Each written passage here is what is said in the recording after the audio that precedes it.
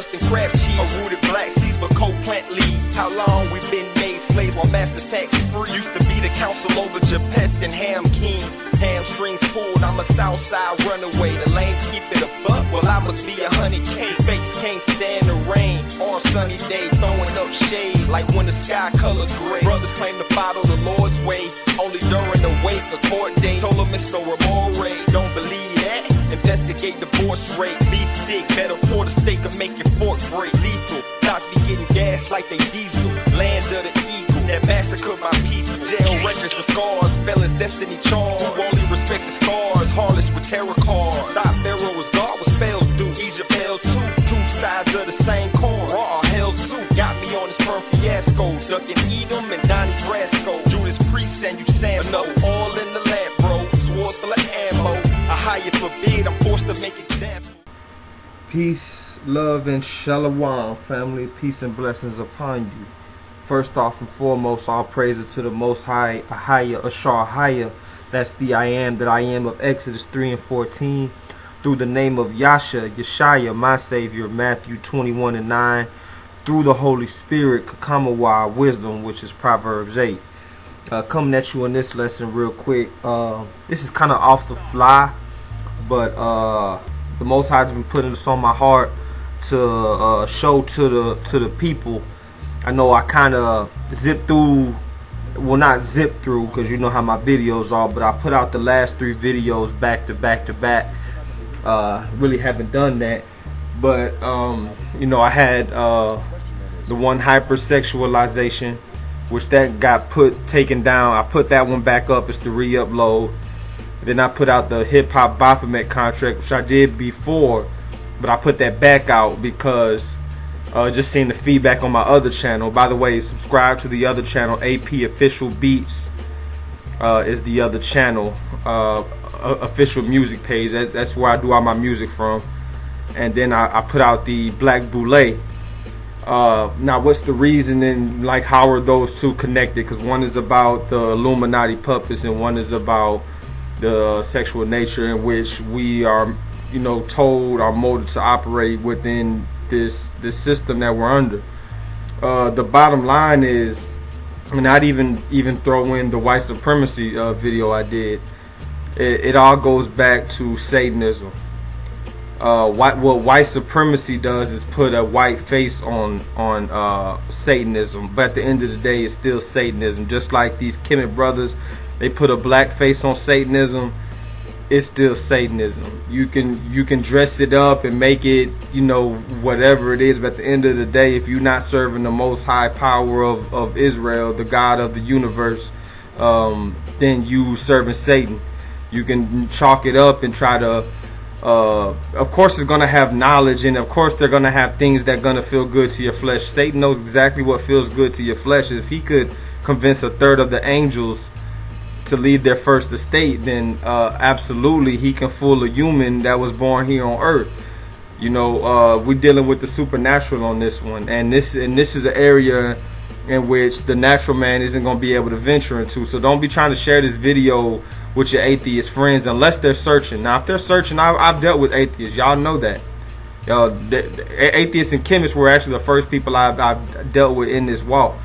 But the thing about it, you got to deal with somebody that's looking into it, because if you think all we see is all we get, then you've already lost the race. So with that being said, I'd like to jump into a few scriptures, because we're gonna try to change up the format a little bit. Not on no permanent thing, but I just feel moved to do it as I'm doing this one. Kind of bring you back to like the first couple videos I did where I talk in the eclipse, but really I just want to just bring out a few things here, because the results of what we're taught to deal with, from our schools to our churches to everything, basically that the Matrix, when Morpheus was breaking down the Matrix to Neo. This is what we live in. Like, that movie is too real for most, but that's exactly what we living in. We're not living in the world that people think that we're living in, which is like everybody's fair. There's a few bad people. It's the opposite. There's plenty bad people, and there's only a few that's actually trying to, you know what I'm saying, seek what the truth is. Most people don't care as long as they can eat, drink, and be merry. They don't care because, you know, I heard the phrase. They say his biggest trick on mankind was proving that he doesn't exist. If you ask me, that's not truth. Because even though Satanists, they'll say, oh well, some of them will say we don't worship the being, we worship ourselves. We don't worship Satan as a being. But you're still following what he said. You know, when he said, "Aren't you gods?" When there were more gods before they partake in the fruit than when they didn't partake in the fruit. So, long story short, his greatest trick on humanity was the fact that he put the lust of life on humanity as if it's something good. This is this whole living my best life movement. You got to think this is the short life we get. Remember what Ahia said? Ahia said that this life is like a drop in the ocean compared to eternity. So eternity is the ocean. Your life is a drop of water. Is this your best life? Because believe it or not, you either get 2 lives or you get two deaths. Let me explain. You're born into this world. Once you grow older, you're not born a sinner. That's Catholic doctrine. Babies aren't born sinners. Once they grow up in the world and realize right from wrong, you know, living in this wicked system that we're under, then that's the time when, you know, they go, you know, as youth, you go through your thing, but you hopefully, a higher willing, you were taught about the Most High, or even if you weren't, you were brought into the knowledge of the Most High. You repented, you were baptized, and you were reborn. So you were born, then you were reborn. Because what happens is people understand that there's 2 lives. There's a spiritual, there's a physical life which we can see, and there's a spiritual life which we cannot see. And when we're dealing with this spiritual realm, there's things that we can't see, but that are absolutely real. But science isn't gonna tell you it's real. Your teachers ain't gonna tell you it's real. Your doctors ain't gonna tell you it's real. Most people ain't gonna tell you it's real, because for one, you can't really put it in a glass and measure it. But for two, I'm trying to show you some footage in a second. At the end of this feature, is that it absolutely can be cataloged, just like the fallen angels. They understand what they call them, aliens. They got plenty of footage. They got documentation, government. They got witnesses. They got I mean, all types of things. But if you ask officially, they're gonna tell you no.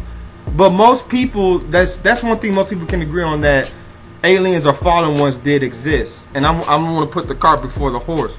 But just allow me to get into a few verses here, because right now we're in Mystery Babylon, and the Bible says Mystery Babylon is the land that got the whole world rich. It got rich off of trade, which we know what the NYSC is, and that, long story short, this is the place that's gonna be destroyed before Yeshua returns, before the New World Order, and so on and so forth. So allow me to read Jeremiah 29:5-7.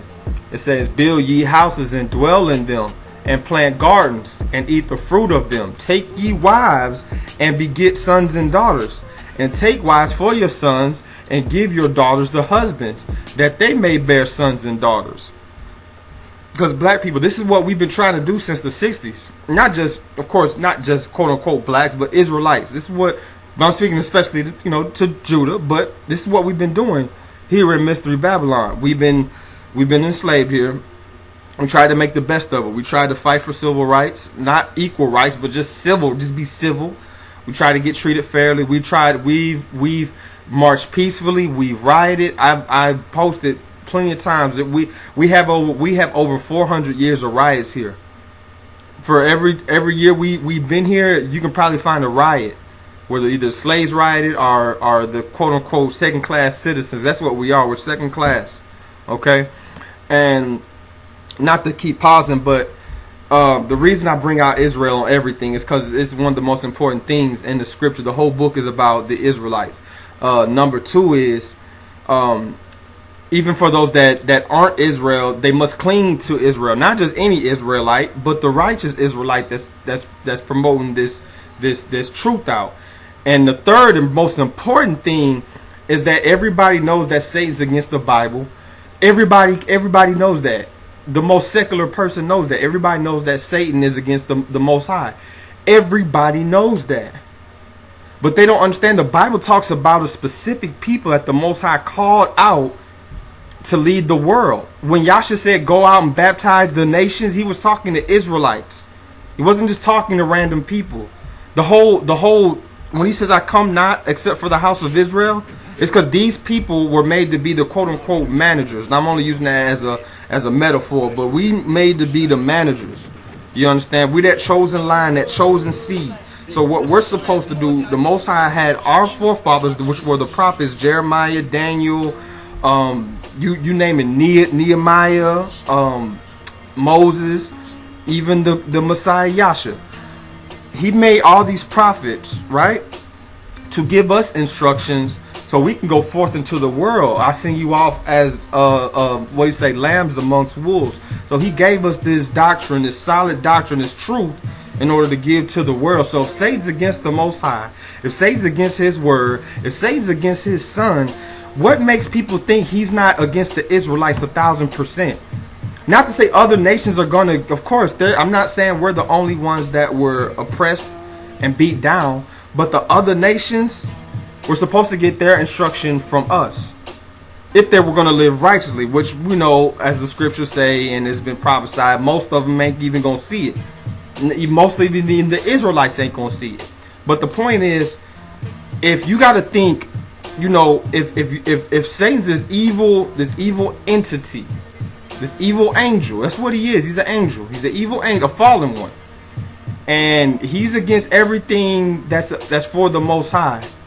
He would definitely be against his children. This is why the 501c3 churches are in place. This is why all this stuff is in place. This is why they have all these actors and actresses and singers and dancers and entertainers and athletes all pushing your mind into dealing with nothing but worldly stuff. You only care about the worldly stuff. Cars, clothes, hoes, all the brother knows, right? That's what they want you focused on. But what's the truth of the matter? The truth of the matter is, man, one day you got to leave this plane.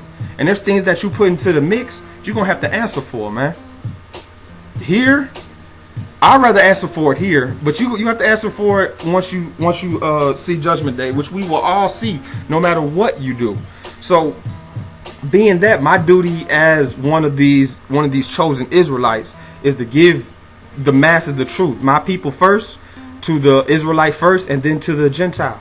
Y'all got to get this work, man, because this is the only truth that's gonna stand in the last day. All your little Hindu philosophy and Buddha, Islam, Christianity, that stuff ain't gonna stand. So let me continue to read. That ye may be increased there, not diminished, and seek peace of the city whither I have caused you to be carried away captives, and pray unto a higher ford. For in the peace thereof shall ye have peace. So he said, yeah, you know, again, that's saying take your licks like a man. We went wrong with the Most High. We got carried away captive, but be in peace. Do your time. Just like my brother do his time. Do your time. Just do your time. You know what I'm saying? Ain't no use of blaming the nations and all that, because if you go to 1 Esdras 1:24, our forefathers put us in this position. That's why it's so important for us fathers to stand up, man, and for you mothers too. You know what I'm saying? We got to be the new leaders, man, because they about to bring all this madness out. So it was a time. So bring it back. This was in Babylon. This isn't about Mystery Babylon, but those verses were about Babylon.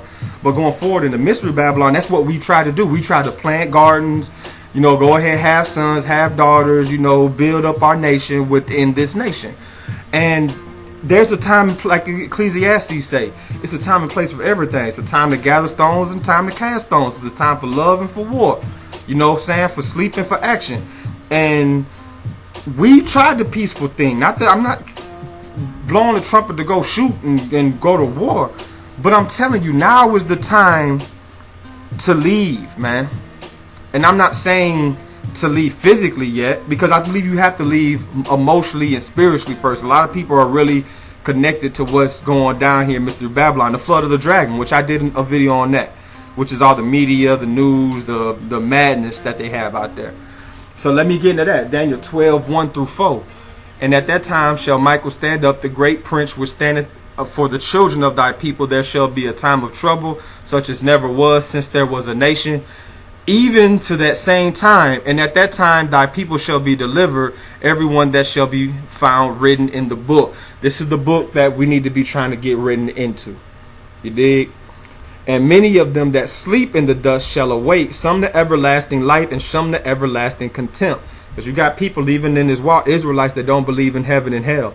You either get everlasting life or everlasting contempt. That word everlasting is the same in both of those uses. So that everlasting life, that's forever life, or everlasting forever contempt. And they shall be wise, and they that be wise shall shine as the brightness of the firmament, and they that turn many to righteousness as the stars forever and ever. But thou, O Daniel, shut up the words and seal the book, even to the time of the end. Many shall run to and fro, and knowledge shall be increased. So with that knowledge being increased, that's part of the flood of the dragon, because with knowledge being increased, all knowledge ain't necessarily good knowledge. It's like I told her brother, all brotherhood ain't necessarily good brotherhood. Like I said, the issue that I have with gangs is that you got OGs, you got these you know what I'm saying, these brothers has been in the game for years and years and years, and they're not telling the youth not to operate as they homeboys that fail. You know, they happen to survive, they're not then getting back into the youth. We got gangs fighting each other, man. That's not what they were founded on. I already went over that. CRIP, community resistance in progress. We resisting the tyranny of Esau in our community. White supremacy. Blood, brotherly love overcoming oppressive dominion. Brotherly love ain't just having love for brothers that's another blood. What about, didn't we come on the same ship? What slave ship had the Crips, man? Come on, man. We the same bloodline. I'm not even going to get into all that, but Revelation 18, 1 through 18 and 22. And after these things, I saw another angel come down from heaven, having great power, and earth was lightened with his glory. And he cried mightily with a strong voice, saying, Babylon the Great is fallen, and is become the habitation of devils and every foul spirit, and a cage of every unclean and hateful bird. For all nations have drunk of the wine and of the wrath of her fornication. You go back to the Catholic Church, they dealing with Kemet. That's what they deal with. That's why the Pope looked like the Egyptian priests. They created Islam. They gave you Christianity through the Roman Catholic Church. If you celebrate, and they say, oh no, I don't know Roman Catholic. If you celebrate Easter, you a Roman Catholic. Celebrate Christmas, you a Roman Catholic. And I'm not trying to be harsh here. I'm trying to tell you the truth. This is where it came from. Because none of them holidays got nothing to do with the Bible. The virgin birth doctrine came from the Catholic Church. Worshiping Mary came from the Catholic Church. People dying and turning to angels came from the Catholic Church. Do I need to go on? All these things ain't in the Bible. Okay? But all nations have, that's why I say all nations, all these religions, they just changed up all the gods into the whitewashed gods we see today, which is the same thing that the Greeks did. Because the Greeks was right up under the Egyptians, which is Kemet, and the Egyptians whitewashed all those deities. But look, it says, and the kings have committed fornication with her, and the merchants of the earth are waxed rich through the abundance of her delicacies. Even if they want to say, oh, oil run the world. Well, what is the petrodollar? The petrodollar is the U.S. dollar as of today. We know that countries are dropping it, but as of now, it still stands, and that shows that this is the land. And I heard another voice from heaven saying, "Come out of her, my people." Now, this is where I have an issue. You saying Babylon is just Mystery Babylon is the system. How do we come out of her? Because it talks about literally, physically coming out of her. Let me read. And I heard another voice from heaven saying, "Come out of her, my people, that ye be not partakers of her sins, and that ye receive not of her plagues." Let's go to a precept in Exodus. In Egypt received plagues. What did the Israelites do? They vacated. This is second Exodus coming. But you have to evacuate spiritually first. For her sins have reached unto heaven, and a higher hath remembered her iniquities. That's a deep verse in itself. But it says here, reward her even as she rewarded you, and double unto her double according to her works, in the cup which she hath filled to her double. How much she hath glorified herself, lived deliciously, so much torment and sorrow give her. For she saith in her heart, I am a queen, I am no widow, and shall see no sorrow. What does America say? We never lost the war, blah, blah, blah, blah, blah, blah, right? We the best, you know, make it great again too, right? Therefore shall her place come in one day, death and mourning and famine. She shall be utterly burned with fire, for strong is the most high power who judges her. So y'all keep playing with Ahia, man. They're going to be lamenting over this area. So let's just see if it's going to be an area that's going to be the crying over this area, or for the whole world's going to be crying. Let's see. Verse 9. And the kings of the earth who have committed fornication and lived deliciously with her shall bewail her and lament for her when they see the smoke of her burning. Hold on, where they at? Standing afar off for the fear of her torment, saying, Alas, alas, that great city Babylon, that mighty city, for 1 hour thy judgment come. So in 1 hour, that means it's going to be quick. That's not saying it's going to be a literal 60 minutes. You understand? Because the Hebrew hour is really 80 minutes. But the point is, it's going to be quick. It's going to be quick, man. You understand? And the merchants of the earth shall reap and mourn. So again, they're mourning because the Chinese come over here, make their money. Where they take it back to China. The Indians come over here, sell their fabrics, make their money off the clothes. Where they take it back to India. The Africans. You Negroes claiming you that you African, as in you Hamite. Those Hamites come over here. What stores have they opened for us? None. They take that money back to their people. You understand? Now you'll have some Israelite that live in Africa that's been reaching out in these last days. All praises. But not every person in Africa is an Israelite. And not every person in Africa is a Hamite either. You dig? It goes back to the curses. And the merchants shall weep and mourn over her, for no man buyeth their merchandise anymore. That's NYSC, y'all. It made the entire world rich. You talk about the Illuminati, you gotta talk about the stock exchange. You talk about they money and the Federal Reserve, man. That's what it goes back to. Because all these companies, don't you understand? People, even singers, talented people that have businesses in other areas outside the U.S., their condition and their thinking that they have to come over here and deal with us in order to make money. That's what I'm trying to explain to y'all. So the merchandise of gold and silver and precious stones and pearls and linen and purple and silk and scarlet and all thine wood and all manner vessels of ivory and manner vessels of the most precious wood of brass and iron and marble and cinnamon and odors and ointments and frankincense and wine and oil and fine flour and wheat and beasts and sheep and horses and chariots. Those are cars, man. And look what it says, and slaves, verse 13, and slaves and souls of men. That's why I did the last video about. These Negroes are selling their soul, not just blacks. All these stars that sign over, they're selling their souls to get a piece of all the stuff I just read. You look at cribs. They got all that in their crib. Fine linen and everything. But that's their reward. And it came off the backs of slaves, man. So let's see what's going to happen, man. And the fruits that thy soul lusted after are departed from thee, and all things which were dainty and goodly are departed from thee, and thou shalt find them no more at all. The merchants of these kings, which were made rich by her, shall stand afar off for the fear of her torment, weeping and wailing, saying, Alas, alas, that great city that was clothed in fine linen, purple, scarlet, and decked with gold and precious stones and pearls, for in 1 hour so great riches is come to naught, and every shipmaster and all the company in ships and sailors, and as many as trade by sea, stood afar off and cried when they saw the smoke of her burning, saying, What city is alike unto this great city? What place is like America? That's what everybody say. Even foreigners say that. People that don't even know the Bible say that. Verse 22, man, last verse. And the voice of harpers and musicians and of pipers and trumpeters. Hold up. That sound like the music industry. That sound like the music industry. When you think of the top singers, performers, dancers, rappers, what do you think of? You think of Sony, you think of Interscope, you think of Def Jam, you think of America. This is what they did. They and they pay millions to these people to get you worshiping devils, unknowingly or knowingly. They don't care. As long as you got a foot. That's why I say the lust of life is Satan's real trick.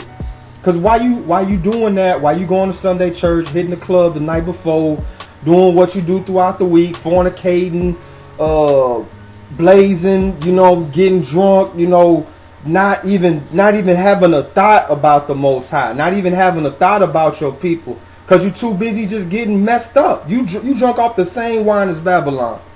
You just got a different bottle, man. But you getting it from the same tap. And this is what they pay these people for. That's why I go in, and I don't care what none of y'all say. I'm gonna continue going in on these celebrities as Ahia moves me to, because they're the real. Really, don't get me wrong. The politicians and the lawyers and the government is putting forth laws and things of that nature. But at the end of the day, people don't even know who their state senator is. People don't know who their mayor is. Go there. People walk right past the mayor of their city, won't even know who he or she is. But guess who they do know? They do know who Kim K is. They do know who Kanye is. They do know who Jay-Z is. They know about Cardi B. They know about Lil Wayne. So why wouldn't they're going to use these people to influence you? That's why they have all these same names I'm telling you once upon a time, telling you to vote for Obama. Why? Okay? It says, shall be heard no more at all in thee, no craftsman or whatsoever craft he be shall be found no more all in thee, and the sound of a millstone shall be heard no more at all in thee. It's gonna be quiet, man. So I just want to jump into a couple clips real quick. We got Satan's use of the chosen and music, because like the brother said on the last video, some of these stars do not know that they're being used. It's kind of like highway robbery type of thing. But some of them absolutely know. At some point, you got to know, man, ain't nothing free. Like, fellas, we teach our daughters this. If a man come up to your daughter and they offer her $500 cash and say he just want to give it to her as a gift, are you going to tell her to take that? Because you know something comes with that. So what makes you think it's anything different when they offer these celebrities $1 million, $10 million? You know what I'm saying? It's the same thing. Something come with that. You know what come with that. Go watch the last video. So this brother Chubby Checker, I had heard this song. I was in the store, and I was like, man, I remember that. From the oldies, my dad used to play it. And I say, man, that's a black dude. And I say, man, I haven't looked up nothing on him or nothing. So I was like, let me go check it out. So basically, man, he did the song The Twist, and it was a hit, man. It was a hit. But we know who really runs the music industry. We know who really runs it. You know what I'm saying? These Khazarian powers that are posing as the Israelites, which they are not Israelites. They are not Ashkenazi. They are Edomites. They are Esau. Edom is Rome. Edom is the last kingdom. 2nd Esdras 6 and 9. For Esau is the end of the world. There's no verse that says it's at the end of the world. It says Esau's the end of the world.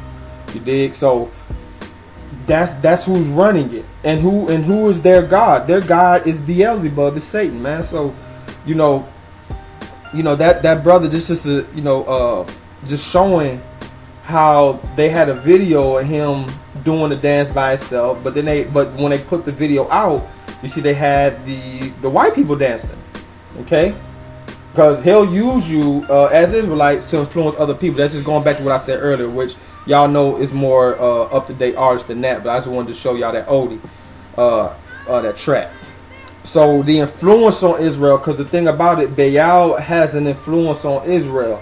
I gotta ask y'all, are you letting Baal influence you? Do you realize you letting Baal influence you? Let's read 2 Kings 17 and 15. And they rejected his statutes, his covenant that he made with their fathers, and his testimonies which he testified against them. And they followed vanity. Vanity, that's that selfie generation. Vanity became vain, and went after the heathen that were round about them, concerning who the Most High charged them, they should not do like them. We are called to be set apart. This is why Satan got a tighter grip on us. This is why other nations can commit the same crime, but we'll get charged more. other nations can do this, but we'll get charged more. Or, you know what I'm saying? Whether it's jail time or taking a loan, we get charged more. Because he wanted to make sure if these people ever rise up, they just might figure out who they are. And if they're at a great position in the world and in society in general, they may influence others to follow the truth. You get criticized a lot, you know, from other execs and people like Dame Dash that call you a culture vulture, that you haven't done things. Does that bother you, or how do you feel about that? No, it actually doesn't bother me.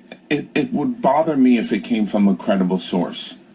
And if it's a credible source, then we could have a conversation and actually have a discussion, because if someone thinks something about me that I may have done to offend them or hurt them or do something that they misunderstand, then we'll have a dialogue. And then we'll communicate and get to an understanding and move on, or not. Right.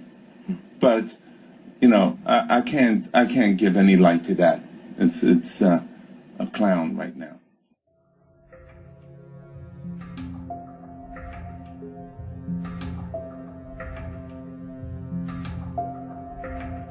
Having an awards or spending money, girlfriends, puff daddies having a new party. That's what we're reading about. That's what is, but what is being denied here? What are we not hearing about? Well, this is what we're not hearing about. And Dr. Dre is under contract to Jimmy Iovine, who is owned by Lucien Gringe. The guys who, I mean, Snoop Dogg is worth about $110 million. That's his net worth.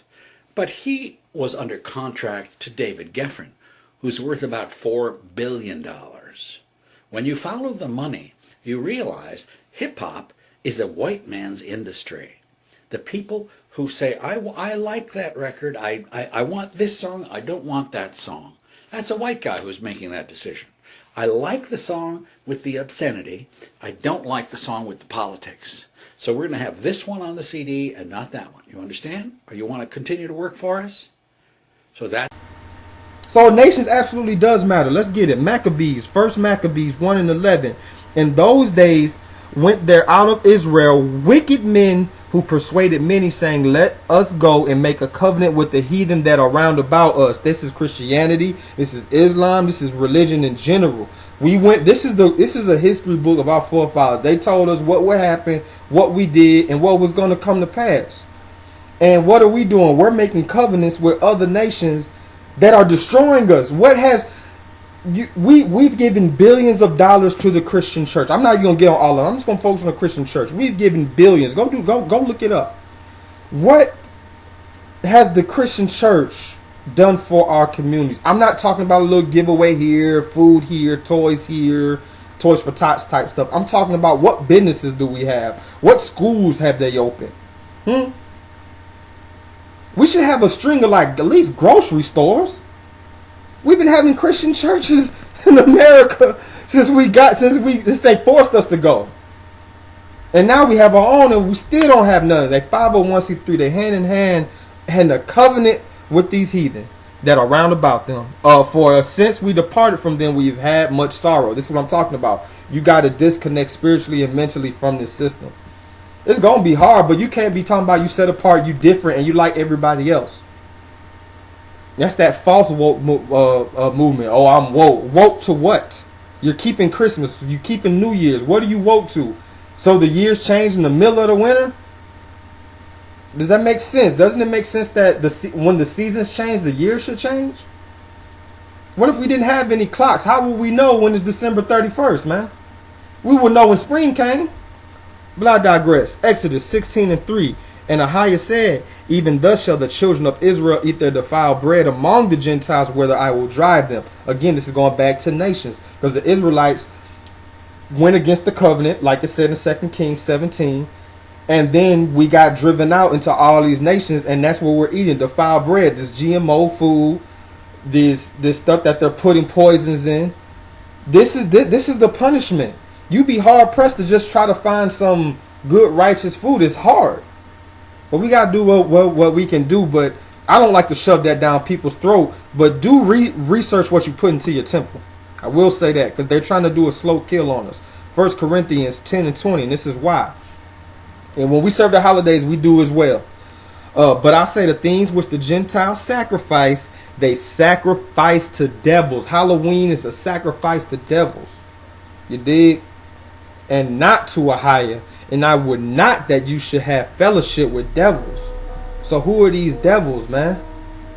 Who are these devils, man? It's these spirits of iniquity, man. Anything leading you to break the law, to do wickedly, man, that's a shaitan, man.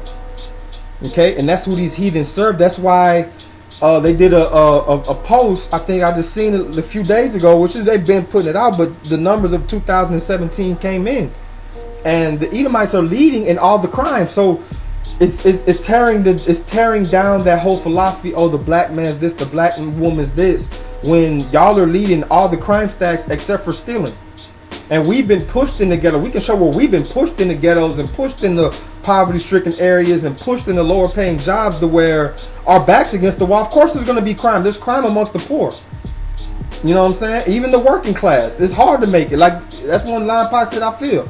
It's hard to be legit and pay the rent. It's hard, man. But they put that on us. But your forefathers were able to own land, railroads, real estate, schools, government agencies.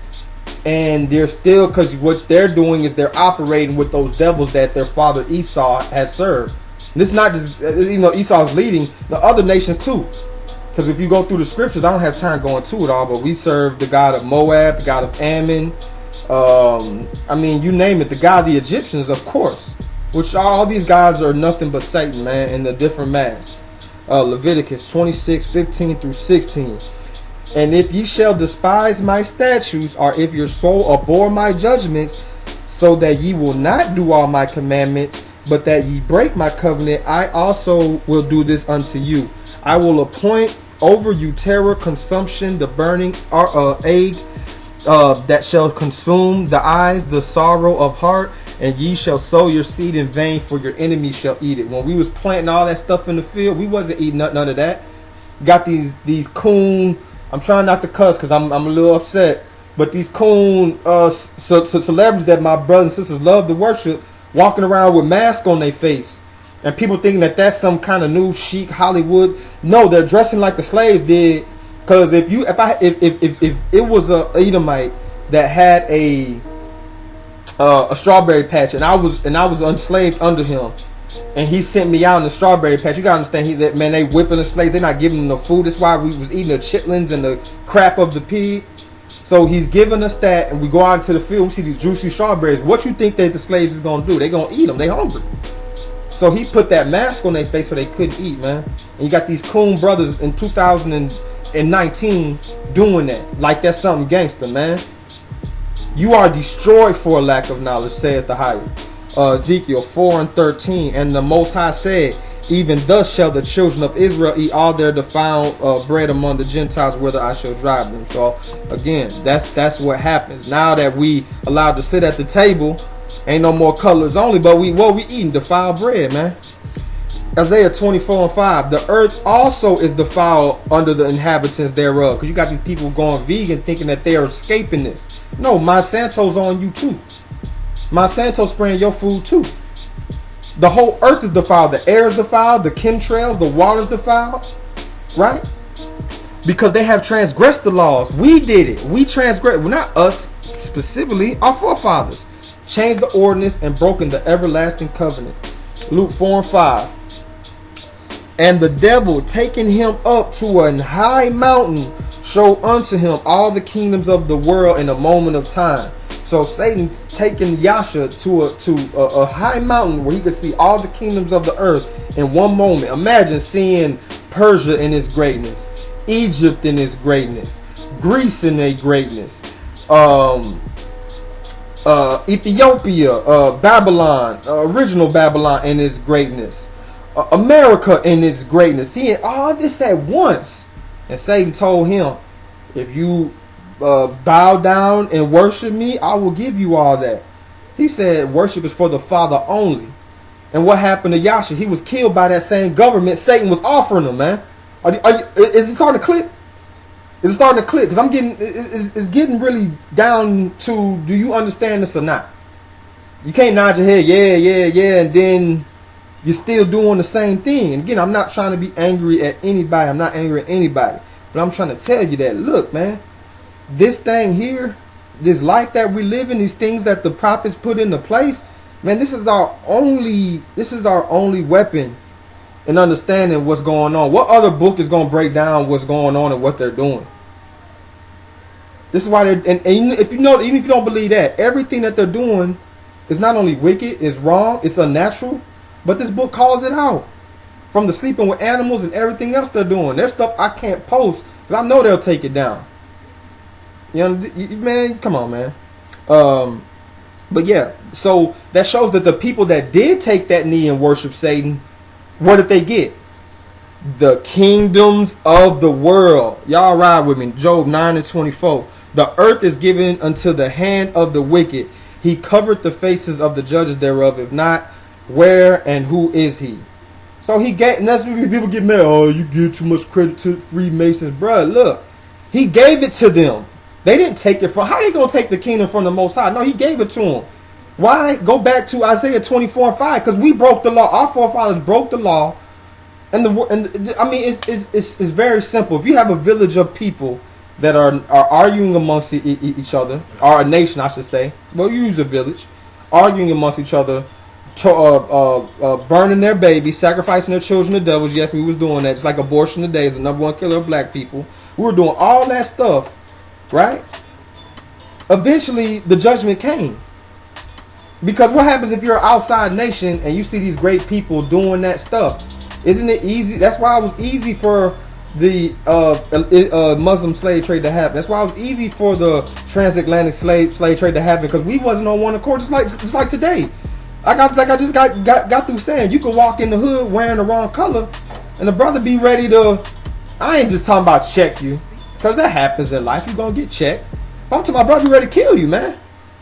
So we not on one accord day, and what's happening? The enemy is eating our neighborhoods up, driving down the property value. We going to jail. Everything's getting broke down. People moving. Then they come and buy it up, fix it up, and sell it back to their own people, man. Isaiah 14, and that's called gentrification. That's 14:9-16. Hell from beneath is moved for thee, to meet thee at thy coming. It stirreth up the dead for thee, even all the chief ones of the earth. So the chief ones of the earth, that's the chief. Who's the chief? Commander in chief? The chief ones of the earth. When what does it say? Hell. Telling y'all, man, y'all gotta stop reverencing man, for their accomplishments. Is it righteous? That's what you need to be asking. I don't care if this dude gave somebody $2 on Cyber Road. Was it righteous, or was he doing that for a Facebook like, or was he doing it to try to show glory to the Most High? It hath raised up from their thrones all the kings of the nations. Do y'all see what the kings of the nations is? It says hell, man. This ain't me saying this. Don't argue with me about Obama and Trump, or Hillary, or none of them. All they shall speak and say unto thee, art thou become as weak as we? Art thou become like unto us? Thy pomp is brought down to the grave, and the noise of thy vials. The worm is spread under thee, and the worms cover thee. How thou art fallen from heaven, O Lucifer, son of the morning. How thou art cut down to the ground, which didst weaken the nation. For thou hast said in thine heart, I will ascend into heaven. That's 1. I will exalt my throne above the stars of Ahia. That's 2. I will sit upon the mount of the congregation. That's 3. In the sides of the north. I will ascend above the heights of the clouds. That's 5. I will be like the Most High. That's 5. That's 4 and that's 5. So you see, he had 5 things he was going to do. You think it's a coincidence that the Satanists wear the pentagram? That's the 5 things he's going to do. He's using these people, man, through all types of ways, as I've been showing you. I will ascend, whereas it says right here, yet thou shalt be brought down to hell, to the sides of the pit. They that see thee shall narrowly look upon thee and consider thee, saying, is this the man that made the earth tremble, that did shake the kingdoms? You know what I'm saying? You're going to be looking like, it was him? This dude? That's what it's going to be, man. Last days, brothers and sisters. Proverbs 16:5. Everyone that is proud in heart is an abomination to Ahia. Though hand join in hand, he shall not be unpunished. So don't come up trying to be like, oh, well, the Christian church is doing this and Islam's doing this, and they do believe some things in the word. Look, man, if you're not going to get into you don't believe that this is the word of Most High, and look into it and see what the enemy has tried to do, even with the changing of things, then you're going to be lost, man. No, you're not going to have all the answers, but at least you're going to be on the right path. No, I don't have all the right answers, but I know for a fact I'm on the right path. All glory to a higher. But you can't be joined hand in hand with the wicked and get punished. Like, example, me and my wife was watching a movie, and it was kind of a Christian theme movie. I'm not going to give the name because it was alright, you know what I'm saying? But the thing about it is, it was about somebody that changed their life and went to the Christian church. And she was like, well, what do you think about that? You know, you think that that's this or that? Because there are some things that's good, and there's some things I was like, I don't know. And I was like, well, you're right. Because they were teaching about repentance, doing the right thing, not doing the bad thing, but, you know, trying to be a better person. But at the same time, they had Christmas trees in there. They were still dealing with the name Jesus, which again, there was no letter J until 1524. If you really believe that your soul salvation, your eternity is based on the Messiah, which is true, then I think you should get to know what his true name is. At least try to get close to it. You owe yourself that.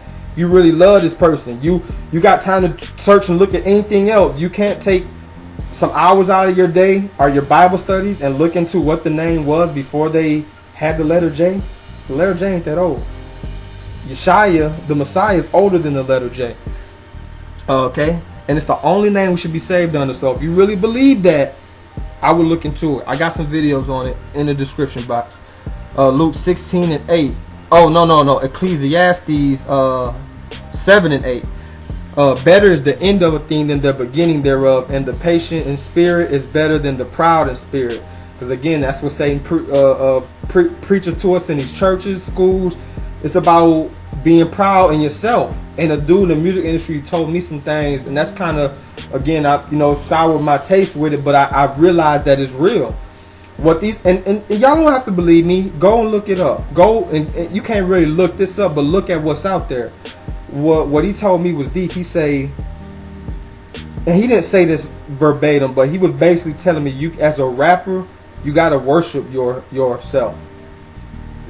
You messing with all the females, you got all the money, you do all the drugs, you still sober, you still got the heat on you, and the most important thing is you worship yourself. You elevate yourself to a godlike quality. And all you gotta do is listen to some of these secular rappers and how they talk about themselves. They rarely talk about the downfalls and the hardships. It's always about what I just mentioned. Okay, so better is the patient in spirit. Just be patient. Just, let a higher sustain you with what you got, man. This ain't your best life if you going for the kingdom. 16 and 8, Luke. And the Lord commended the unjust steward because he had done wisely. For the children of this world are in their generation wiser than the children of light. The children of light are Israelites. The children of this world are the Gentiles. And the thing about it is, when it comes to like how they push Coca-Cola, how they push Microsoft or whatever company that they're dealing with, or whatever worldly thing, like they're on Front Street with it.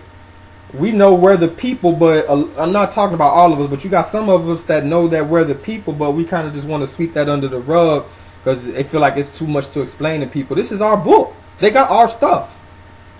You know what I'm saying? And the Most High put us in charge as far as how to lead people into the right way.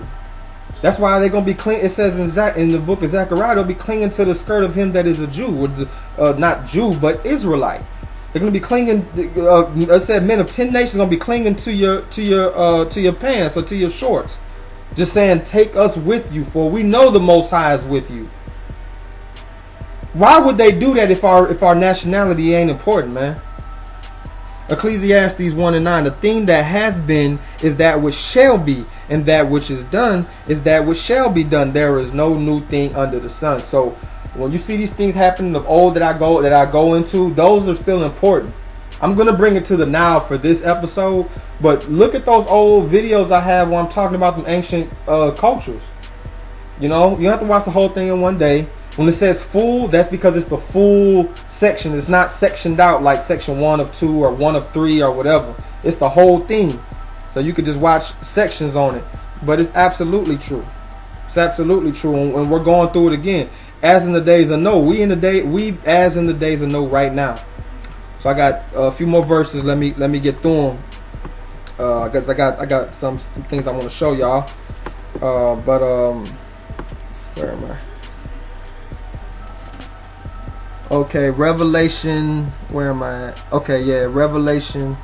Sorry, y'all, this computer. It don't want me to put this truth out, man. Nah, we in Genesis 11, 1 through 4. And the whole earth was of one language and of one speech. And it came to pass, as they journeyed from the east, they found a plain in the land of Shinar, and they dwelt there. And they said to one another, Go to, let us make bricks and burn them thoroughly. And they had brick for stone, and slime had they for mortar.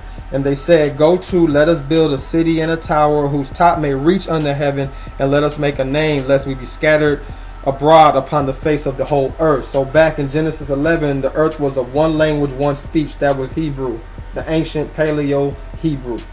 This is what they were doing. They were in Shinar. This is in the original Babylon. Nimrod was the first ruler after the flood.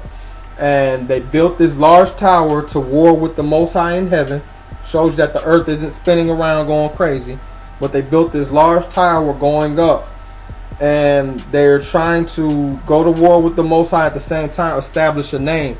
I believe that they said that it was over 1,500 miles, just the base of this building. Just the base.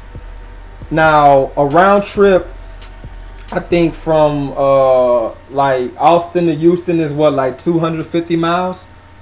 So a round trip is 500 miles. So 3 round trips is how large the base of the building was. You understand? So this is how big. This wasn't no small little tower. You dig? And they were all of one speech. They want to be on one accord, one religion. So when he changed the languages around, and this might enlighten somebody, but when he changed the languages around, this is why you look at all these religions, all of them worshiping the sun, and they have a trinity. You're like, man, all these religions are worshiping the sun, and they have a trinity. But the Most High's word was before all of that, but was before all this, the Nimrod, the flood, all this. His word was already in place. Even in the heavens, it was in place. So he's warning us about this. But what the enemy had done is taken his word and said that, yeah, we worship on Sunday. Jesus Christ is the Son God, and it's the Holy Trinity.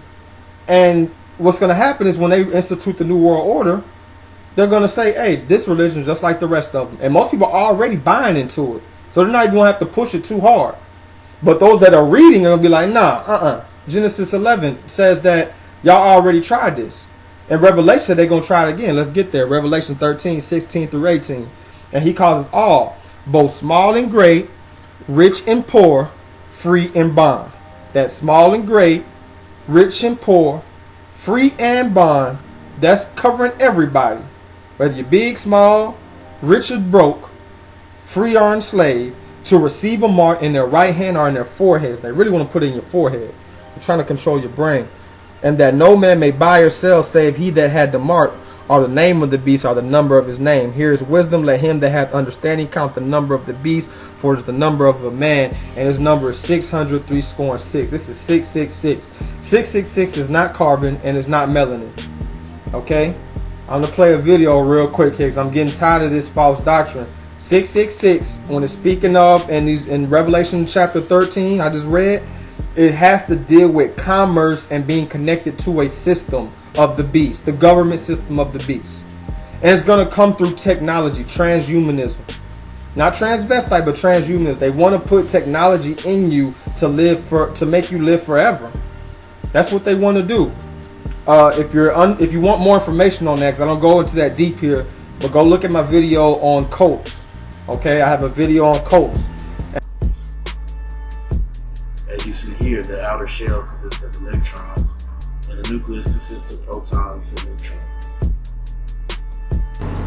Elements are distinguished by the atomic number, the atomic mass or weight, the symbol, or the element name, and they are found on the periodic table. An element consists of an atom of its purest form or a group of atoms of the same element called molecules. A compound is a substance in which two or more different elements are chemically bonded together. So here we have the difference between carbon and melanin, in which carbon is an element that consists of 6 protons, neutrons, and electrons, and melanin consists of carbon, hydrogen, nitrogen, and oxygen. That will make melanin. And and at the end of it, I break down exactly what they're trying to do. That's what they're trying to do. You did. Okay, last verse of the night here. Well, you know, for this section, because I really want to show y'all some things after this. But it's Jeremiah 31:10 through 11, 31 through 33. Hear the word of Ahijah, O ye nations, and declare it in the isles afar off, and say, He that has scattered Israel will gather him and keep him as a shepherd doth his flock. For Ahijah hath redeemed Jacob. He hath redeemed who? Redeem means save. Yasha means save. Who did he do? Who did he deal with? Jacob, and ransom him from the hand of him that was stronger than he. So there's no there's no question that the nations that were under the thumb of are stronger than us. They were put there though. You know, and there was once upon a time when they used to bow to us. We're not at that time no more, but we got to get back. Don't mean we can't get back. It's going to be hard, but it's going to take a spiritual revolution before the physical. Behold, the days come, saith the Ahijah, that I will make a new covenant with the house of Israel and with the house of Judah. The house of who? Israel and Judah, not the Christian church. Okay? Not according to the covenant that I made with their forefathers in the day that I took them by the hand and to bring them out of the land of Egypt, which my covenant they break. Ahijah said we broke the old one.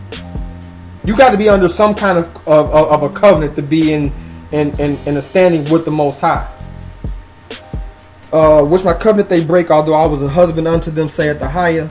But this shall be the covenant that I will make with the house of Israel. After those days, I will put my law in their inward parts and write it on their hearts, and will be their Elohim, or their God, or their power, and they shall be my people. So this is what I mean, like my awakening, it's a little bit of my testimony, is that, man, I've been feeling a certain way for pretty much my whole life. About how things work, how I feel about things, how I dealt with things, and people all be like, nah, you ought to be like this. Push me to be worldly. You know, even fashions, is everything. And I just kind of always did my own thing. And I always felt differently from the world. And I thought something was wrong with me. Until I started cracking open that book and reading from, even when I went to church, I didn't really read. I just read, you know, listening to pastor like most of people out there doing today. Listening to pastor, hoping that he's telling the truth and I'm saved, right? No, I had to get into that book for myself. And the thing is, like, knowing the truth is like the best thing in the world, because nobody can take that from you. They can come take your house, your car. They can take you away. They can take your family away. They can never take this truth from you. And that's why that's why they do so much to keep it from you. They don't want you watching my little YouTube channel, my YouTube videos, my Facebook posts. They don't want you doing that. Even if you do it in passing, they don't want you doing that. That's why people can't find my page, and I constantly have to verify, and not just myself, but other people, accounts being shut down, have to redo their page. You know what I'm saying? And they're not cussing, they're not saying anything that's terroristic or cussing people out or acting crazy. Those pages, they usually stay up. It's the ones that's trying to do it righteously, man. So y'all got to understand that the highest putting it in your heart like he did on mine, you're not going to fit in. You can try all you want, but you're not going to fit in. And what's going to hurt the worst is that judgment day, he's going to be like, I called you. It's why I said many are called, few are chosen. You was called, but are you chosen? So, man, and even though it seems like it's bad because it's a lot of bad news, but what would you rather have? Would you rather have a friend at a party come and tell you, hey, man, have another shot, have another drink, smoke another blunt, turn up with old girl? Or would you rather have a dude say, hey, man, I heard a fight out in the parking lot. This party about to get sprayed up. We got to leave. Now, is that bad news? Yeah, but is it going to save your life? He's telling you, the good news is y'all can leave. And that's what I'm trying to tell y'all, man. That, yes, this is some hard, heavy-hitting truth. But at the end of the day, this could save your life. This is going to save your life. Not me. This what? This truth. This truth is going to save your life, man. When all the clubs close, when all the females go home and all the dope boys go back to their abode, you know what I'm saying, and the music stops playing like it says in Revelation, it's going to hit home at some point. At some point, you're going to have to face this. So if you already got it on your mind and you got a plan and you understand what the Most High is telling us to do, telling her, come up out of her, flee the land of the north, don't partake in her sins, touch not the unclean thing, about getting into the wilderness, you understand, spiritually, and then mentally, and then physically, man, what can stop you, man? What can stop you? So you got to make that choice on your own. But Satanism is behind all of this stuff, man. I don't care what it is.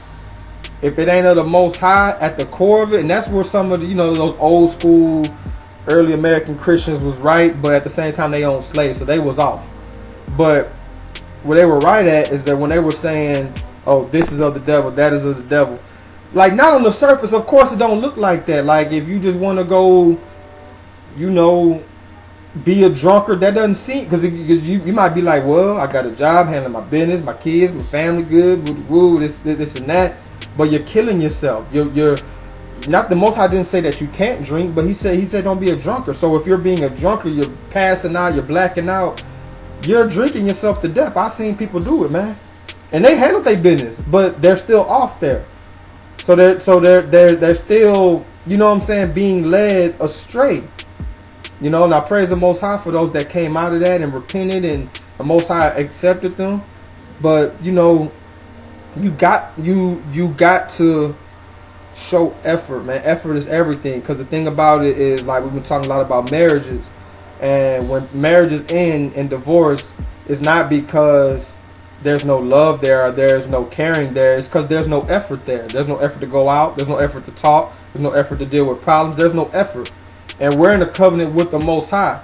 So if we're not showing no effort, then what happens to a marriage when you show no effort? If we're in a marriage covenant with the Most High, if he's our issue, you know what I'm saying, which is husband, like he said he was a good husband unto us, we're the weaker vessel, being a woman Israel. You dig? So not going to get too much into that, man. But y'all, you know, sit back and peep it out. I want to show y'all a couple of these movie clips. And after that, we'll just get into some more stuff. All right? So, shalom to you.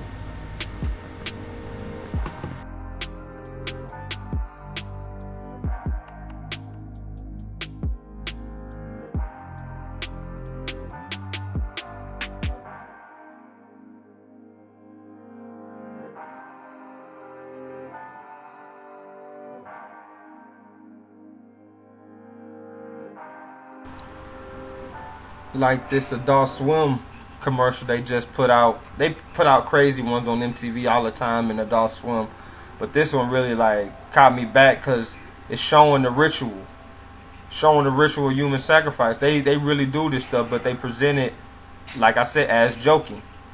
That's what it's all about. Because we know how they get their deals and stuff. What a sucker. 4 label deals? He couldn't even cut a budget? How you gonna fuck every girl in the world if you ain't good with storing numbers? But how you done it? Keep it 100. Baby had you tugging on his sack. It wasn't cause you're rats, cause I was on every social site looking for your tracks. Keep trying to test me. Keep trying to see if I'm under the 5 and shit. But anyway, I was on Media Takeout on World Star and shit. Yeah, Birdman fucked me. He fucked me in the ass for the deal. I'm gonna be real. Birdman fucked me for the deal, man. I suck Birdman dick. Rich Gang. This shit on my motherfucking face. She over there dying. I fuck Rich Gang for. I fuck Bird for the deal. I'm the. Okay. Special delivery too. He was a special delivery. You all right? Yes, sir. Yes, sir. Big Lack. How you doing, Wayne? Big Stone. Everything good? My bad. Got the whole family here. You gotta show. You got. They want to see the. Yeah.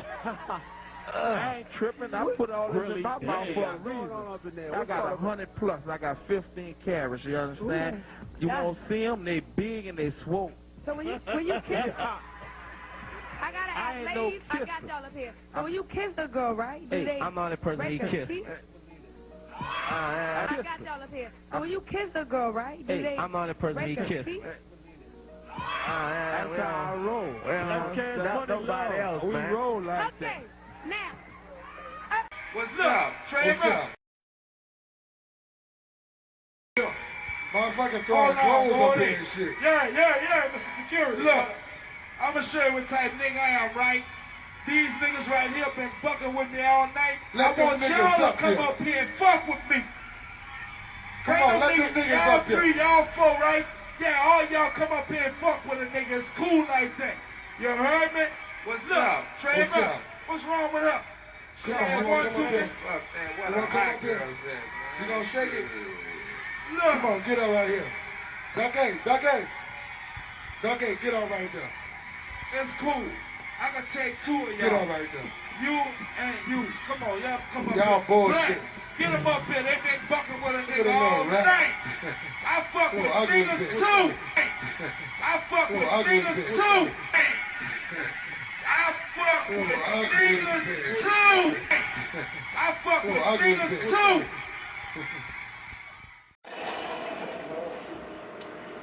I guess if you're gonna give me the deal, Kanye, this how I gotta get it. This how I gotta.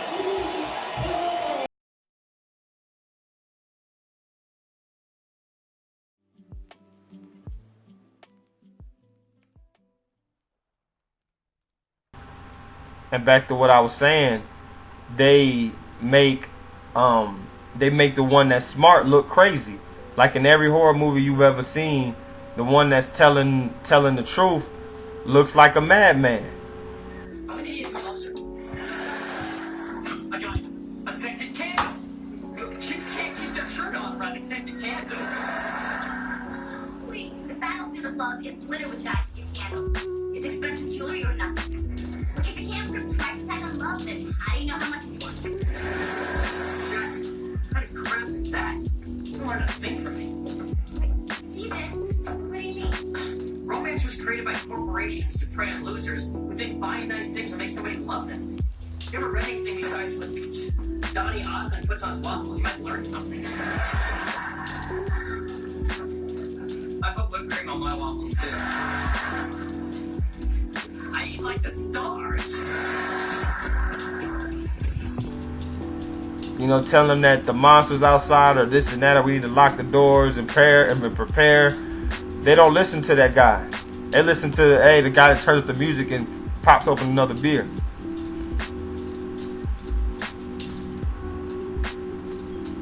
But that brings me to this movie. It's called The Sixth Day. If you've never seen it, go look at it. It's a good picture. It's a little kind of on the cheesy side, but you know, of course, man, they got a lot of signs and symbolism in there. And I'm just gonna kind of give you a little bit of the feedback. But you see in the beginning, they start with a scripture. You know, in the 6th day, God created man. So again, these Satanists, people think that Satanists don't want nothing to do with the Bible. Actually, they do, but just not the way you think. They want to go against it, for one, and for two, Satan knows the scripture just as well as any preacher. This is why it's easy for him to fool most people on the pulpit. All you gotta do is look at any televangelist exposing documentary. You know, my first video was actually that. There's a lot of people putting. I mean, and as plain as it for most people to see, there's many more that just don't see it. They still think T.D. Jakes is the truth and everything is the truth. But back to this video, it's called The Sixth Day. Okay, dealing with Arnold Schwarzenegger and you know how he does his New World movie. You look at any of all the Genesis. So they playing football and this dude. I forget his name. I think it's Johnny. He's the new Wiz kid, and you know they on 3rd down, and he gets hit, and this dude get hit bad. Like he fell. Johnny Phoenix. Matter of fact, that's his name, Johnny Phoenix. And you know the Phoenix. That's dealing with the occult, because they believe the Phoenix burns every 1,000 years and rises again. It's the rebirth, like that bathtub stuff I brought out to y'all in the Boule video. That stuff is they would call it a Illuminati baptism. They baptize themselves into what is called just like people baptize themselves in the Yeshaya, they baptize themselves in the Beelzebub or Satan. So and it's all about a rebirth thing. So that's where the bathtub thing comes in. Just like like they did on the Black Panther when the dude laid in the dirt and they rose him up. Same thing. The Freemasons, they do the same thing. Okay, so this guy gets hit. Johnny Phoenix, remember, the fall down and rise again. So he gets hit. Boom, falls on his neck. Whatever, cracks his spine. I forget what it was. But and this is a little my opinion, but I feel like it is the truth. I just can't prove it 1,000%. But when these celebrities die, and what I notice is that for days and days and days they don't bury them. And usually when somebody dies, you want to bury them within a quick amount of time.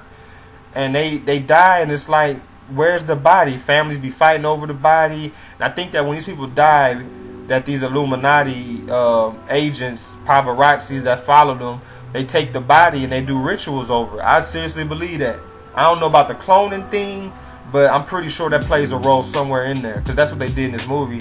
The dude, he was basically going to be like a vegetable, but instead of giving him a chance to try to come out of that, they basically turned off his machines and made him die. And what they did was they put, I forgot how they did it, but it was like some kind of stem cell thing, and they put that in him and made basically like a AI human. So we go to this next scene now. You see Arnold Schwarzenegger, you know what I'm saying? He in the house, waking up, beautiful wife. You know, got the big house. You know, like they're doing pretty well in life. He turns on his mirror. The first thing he sees is Johnny Phoenix to play in the next game, because they basically made him into a clone. And I thought that was interesting too, because check it out, y'all. They put sports up like as if it's so important. Said people be fighting, people be dying behind the sports team. I brought this out before. Nothing's wrong with wanting to play sports, being athletic, active. I still try to hoop and do my thing. You know, I grew up, basketball was my thing. Like, I wanted to be Kobe, you know what I'm saying? Jordan, all of that. Nothing's wrong with wanting to aspire and be, because we're athletic people. But at the same time, man, that stuff don't run your life, man. That stuff is just, they call it sports and entertainment for a reason. And that's the first thing that comes up. I'm like, all stuff going on in the world, and that's all that came up. And it was his B there or whatever. So him and the wife about to, you know, whatever, you know what I'm saying. But Jay, you know, daughter comes in, jump on his back. They, you know, walk over to the bed, and you know, they just having that family moment. She, you know, it's showing you that subliminally that, you know, this is the all-American dream house. And on the TV there's a thing about cloning. Just like the chip, they give it to the pets first. Like, you know, dogs be having chips in them, and they said that they have a recloning thing. So if a pet dies, you could put this thing in, and it's called repet. And repet regenerates the pet. So it's like your pet never died. But as in actuality, they're actually doing it on humans. So she puts up the banana. She asks him, do you want nacho flavored or regular? And the nacho flavor one is all big, and it looks like these GMO foods that they have now. And it's all like it's injected. And he's like, no, I just want the regular. So he's, you know, it just shows you again, you know. And then she tells him that she wants a simpal. And a simpal is, I know you've seen these sex dolls come out, but these simpals is like dolls that's like a real girl, like, and it's like she could have it as a friend, but it's not like a sim on the computer. It's like an actual doll, like lifelike. And he's like, don't you want to make regular friends? She's like, no, I want a simpal. So this is, again, we're losing that human interaction. Like I was telling a coworker today, like, you know, you walk into a elevator, you go somewhere to an elevator, you walk in, everybody looks there down at their phone. A killer could have just walked in carrying a gun. They wouldn't even know till it's too late, till the door's closed. They looking at their phone a lot of times. And he, like in this thing, he just clicked the refrigerator to order milk, and is losing that touch, that getting into the car, driving down to the store, buying, you know, things for your family, the cashier, the customer service. That's all gonna be gone. They're trying to get us to be like the Jetsons. Remember I showed y'all that, how the Jetsons was just pressing buttons on the computer and it's flying to their house. So this is what they're bringing about, y'all. You know what I'm saying? And all glory to the Father for opening my mind up to this, you know, because I never thought on this level in the past. And this dude, he's riding with his coworker. He has a girlfriend, and you know, I don't know if y'all seen lately, but they're doing this thing where they're basically saying that they're making these sex robots for men, and saying that they're gonna, I guess, put ovaries in them and in a reproductive system. I don't know, like, I guess the stuff that the lab stuff, and that you could actually have a baby with a robot, bro. Like, baby mama robot, man. BMRs, man. That's what's gonna be on the streets. And I mean, they got technology ruling their life. Even the truck was driving them to work as they're going. And I thought it was interesting that Arnold Schwarzenegger's character was named Adam. Out of all the names, his name Adam, and the movie is called The Sixth Day. So this is, and we know who runs the movie industry. So again, y'all, sometimes it's not even, and this isn't even one of his best movies. This is, like I said, one of his B-side movies. I like, you know, some of his other movies, but this thing that they're doing is they don't. Sometimes they'll put out stuff on, like, we know cartoons, The Simpsons. I mean, The Simpsons been busted so many times for showing stuff to the detail of what happened, from Trump going down the escalator and everything, right? So these people, they'll, as long as they say Satanism, they have a thing. They believe that if they tell you, even jokingly, it resolves them of sin. As crazy as that sounds, but they believe, like, if they reveal what they're going to do, then it's not joking. I mean, if it's not joking, it's not unjustified. Like, they can do it. Like I told you, you know, and you know, his wife calls him, and they took the dog to the vet, and they're gonna put the dog to sleep. And that's when she asked him about the repet, and they said it was a canine virus. Now, to take you back to the horses of Revelation, you know, a horse of famine, you know, and pestilence, and I think that was, I believe, the pale horse, came with death. And that's the thing. Like, again, they're starting with the animals. The animals are getting chipped, and now they're bringing out the animals are gonna get regenerated and cloned. Humans is next, man. So again, y'all just check that out. Okay, now these clips right here, these Jamie Foxx, it was an actor on there. I can't remember the brother's name. The large brother, the fat brother, man. He's a comedian. I can't remember his name. But yeah, if you see, even subliminally here, you see the 3 6s. You know what I'm saying? You see the 3 6s in his artwork. So, man, these people are paying homage unto their master, man. You know, and subliminally they want the whole world to do that. They want the whole world to pay homage to their master. You know, and with that being said, I'm going to show some of the master's minions, these demons I've been speaking to y'all about. Speak about this is, I'm just going to say this. There's a real spiritual realm, and you got to get in touch with the Father, man.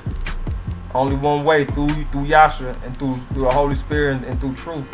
Any other way, you found to be a thief, man, and a robber, and everything else under the sun. So it's one truth, it's one light, it's one love, it's one king, man. So with that being said, Shalom, y'all check these out, and man, share this with your family members. Share this, you know, share this with people that have an eye to see and an ear to hear. Don't go trying to throw this to, you know, the worldly man. Like I said, they're not gonna get it. This is all gonna be like hocus pocus foolishness to them. They're not gonna understand it. But for the spiritual man, this may bring a brother or sister enlightenment. So with all that being said, y'all check this out, family. Now, this is where I want to holler at y'all about something else. I know I spoke to y'all in the video for you swine chasers, casting your pearls at swines, brothers that and sisters also that want to stay exactly where they are. They have no desire to move out of the ideology that they deal with, even though it's false. It's not the truth. You understand? And a lot of them don't even want to consider the truth at all on any form, especially when you bring it from the scripture. They don't want to hear it at all, even though it's the absolute truth. You understand? And there's going to be a lot of destruction on people because of that. Not just the Gentile nations, but also Israel. You understand? And people are naturally, like I was speaking in the last section, led to believe in this system we under, that the lust of life is what it's all about. Living your best life, getting it on right now. And there's a lot of natural men, they're living in the flesh, man. The lust of life, it says, is not of the Father, the love of the world. And that's what people love, this world. They love the people that's famous and you know, these holidays and all coming together, you know, even though it's completely against what they claim that they believe, you understand? But that's the natural man. The natural man doesn't care, doesn't even understand anything on a spiritual nature. I've spoken with atheists, and it's funny because most of them do believe in aliens.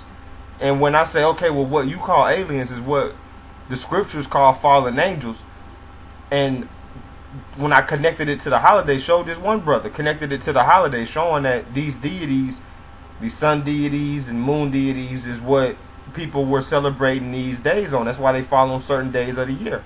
The solstices, that where they celebrate their things, and all types of other things. And he couldn't deny it. But because I was coming from the scripture, he just couldn't wrap his mind around it. But there's some there's some verses on that. 1 Corinthians 2:14. But the natural man receiveth not the things of the spirit of Ahia, for they are foolishness unto him. Neither can he know them, because they are spiritually discerned. For after that, in the wisdom of Ahia, the world by wisdom knew not the Most High. It pleased Ahia by the foolishness of preaching to save them that believe. But we preach the Messiah, the Hamashiach, crucified, unto the Yehudi a stumbling block, unto the Gentiles foolishness. Now I know the debate on, you know, when it says Gentile in the scripture, especially in the New Testament, who is it talking about? I'm not here to go into all that, but in that section, when it's talking about unto the Greeks foolishness, you see here it says foreign nations not worshiping the true Elohim, pagans, Gentiles. So this is foreigners, okay? Takes you back to foreigners. You know what I'm saying? Again, you gotta look at the context, of course, of the verse and the chapter, who is talking to and about. So, you know, these are the outside nations, man, and a lot of them are gonna be destroyed, man. That's most of the destruction is gonna come upon them. You know, Israel isn't that, you know, we're few, whereas we were many. So when, you know, they talk about the horses of Revelation, some of these Christian pastors, and they kind of paint a pretty moral mural, I should say, but that comes with a lot of death and destruction. So when you're seeing that in the earthquakes and diverse places and all that, that's just what's being fulfilled. And it's going to hurt the other nations. He's going to take them out, man. We know his judgment. Y'all don't know it yet. So when it comes to hit y'all, it's coming all at once. That's the thing. So John 14:17. Even the Spirit of truth, whom the world cannot receive, because it seeth him not, nor knoweth him. Now this is referring to the Baruch. I know it says him, but the word in Greek, I believe, is atos. I have a video on the Spirit of the Most High, talking about the Spirit of the truth, which is the Comforter, the Holy Spirit. The world doesn't know it. The world doesn't know it, but it said, for he dwelleth within you, for shall be in you. And this is the same wisdom it's talking about in Proverbs 8. That was here when he formed the entire world and everything. So understand that, man. Understand that the world isn't going to see what was being brought out here. And I'm in a lot of, you know, of course, like just truth groups. I'm in some biblical groups and some Christian groups and some conscious groups. I'm all across the board, but every now and then, you know, there's a couple like political kind of groups or, you know, fringe groups, but they're really worldly, like, you know, like atheism or maybe new age kind of things. If you wonder, like, what do you mean? I mean, like new age type of stuff. And I'll post I'll post this, you know, some of this truth in there, you know, every now and then, because there's some of them that's going to be converted, but I don't make it a habit, you understand? And I post a little bit in some of these pages, and people can't see it, man, because they're dealing with the knowledge of this world. Like a spinning globe just makes sense to them. A presidential party makes sense to them. It's like if you're looking at what's right and what's wrong, and there was a page, I forgot, I think it was called like Truther to Christ or something like that, but it was a page or a channel that had testimony of atheists that were seeing the government's doing us wrong, doing people bad, and they would you know, do the, you know, go through the whole awakening, you know, expose the Illuminati. And more as they did that, they started to see that these guys are Satan worshipers at its core. When it's something to do right, they usually do the opposite thing to people. Like, example, water is fine. Water's the basis of life. And what do? They put fluoride in it. Air, I mean, we take that first breath when we come out the womb. What are they doing in the air? They're putting chemtrails in it. Food, that's our sustenance. We need food in order to live. What are they doing? They're putting GMOs and Monsanto all over. Even if you're a vegan, you can't escape it. You know, but they don't want to look, you know, most people don't want to look at it like that, because that messes with their matrix. They rather be the dude in the matrix that went back and snitched on the Zion and was eating a steak and was like, oh, I know it's not a steak, but hey, my mind's telling me it's a steak, so he ate it. But you can't deal with, man. Let them, like the scripture say, let them be ignorant. At some point, you gotta dust your feet, because this is what it's all about. This world is being fooled into following the evil one. That's what this whole thing is about. And mostly because people aren't just taking the time to think why they're doing what they're doing. Why are you lonely on February 14th? Why are you lonely on February 14th? You weren't lonely on February 17th or March 19th. Why you picked that? Because this system has you programmed that you need to be with somebody on that day. You know what I'm saying? But James 3:15, it says, this wisdom descended not from above, but is earthly, sensual, devilish. Because you notice most, like I brought out in the videos past, a few videos I just did, with these conscious brothers, it always leads right back to the bedroom, man. All these so-called conscious people, like I was listening to this interview today of this guy that toured with some bands in the 60s, big famous names like Jimi Hendrix, and was listening to his testimony, and he really worshiped these stars and got the symbolism and this and that, and it's like I'm listening. Some things he's saying is absolutely true, but at the same time he totally denies the paganism. He totally denies the wickedness of these stars, because they had some knowledge. And like I tell you, your favorite celeb is going to drop some jewels on you, but it's not going to be the full truth. And I don't mean like I have the full truth. I mean, they're not going to tell you who you are. You know what I'm saying? They're not going to tell you who these people that running the whole world are. They're not going to tell you about the contract that they signed to sell their soul. They're not going to tell you about that part. They're not going to tell you that they track on them black cards. They got chips in them black cards. They be trapped. Y'all go back and watch that Black Boule and that Rich Slaves. You understand? That's what they are. These elitists, they're just rich slaves. They're just rich slaves of Satan. Speaking of which, let me get to Psalm 73. So that's for you followers. You know, that's looking at, you know, your favorite politician or whatever. Wake up. Psalm 73, 3-14, 17, and 27. For I was envious at the foolish when I saw the prosperity of the wicked. For there are no bands in their death, but their strength is firm. These people are firm. Like, it's like you can't move the Federal Reserve. You can't move. This system's like a brick house. You understand? They are not in trouble as other men. These people do murders, rapings, killing. Look how much death that the Clinton administration has caused, even afterwards. How they be kidnapping people in Haiti, and all this stuff comes out. And she always passes out whenever it's time for her to take the stand and speak. It says they are not in trouble as other men, neither are they plagued like other men. They don't go. I be trying to tell y'all, these stars and these people I call them TV people. You know what I'm saying? These shiny faces, they don't live like you and me. They might be married and have children, but best believe they don't live the same kind of lifestyle that normal, regular people live.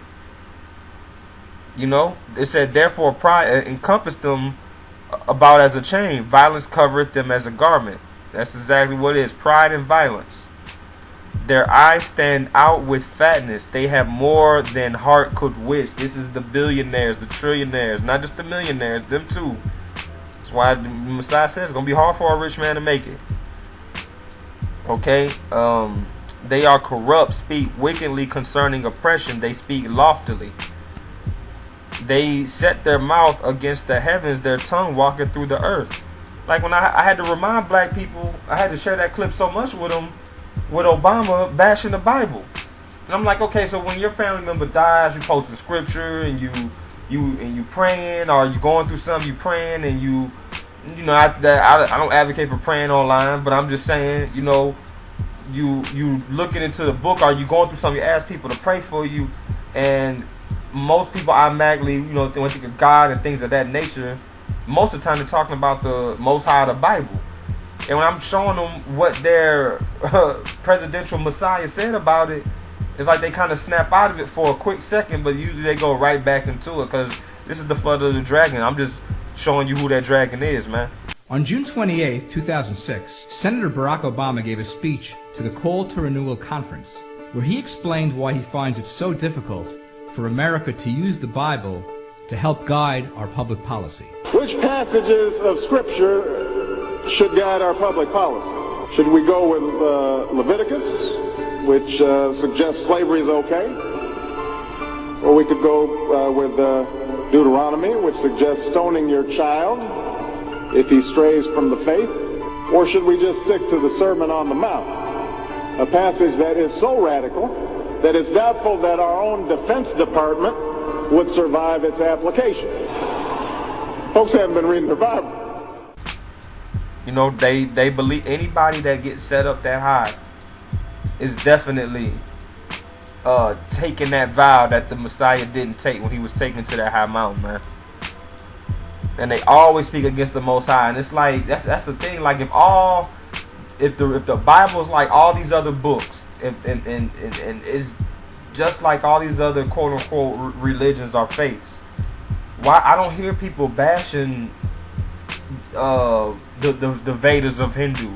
I see, of course you see a little, you know, I'm not saying that at all, but on the scale of 1 to 10, how much do you see them bashing the Quran or the Vedas or the Book of the Dead? Or how many times you see people going into it, reading what it says and bringing it out?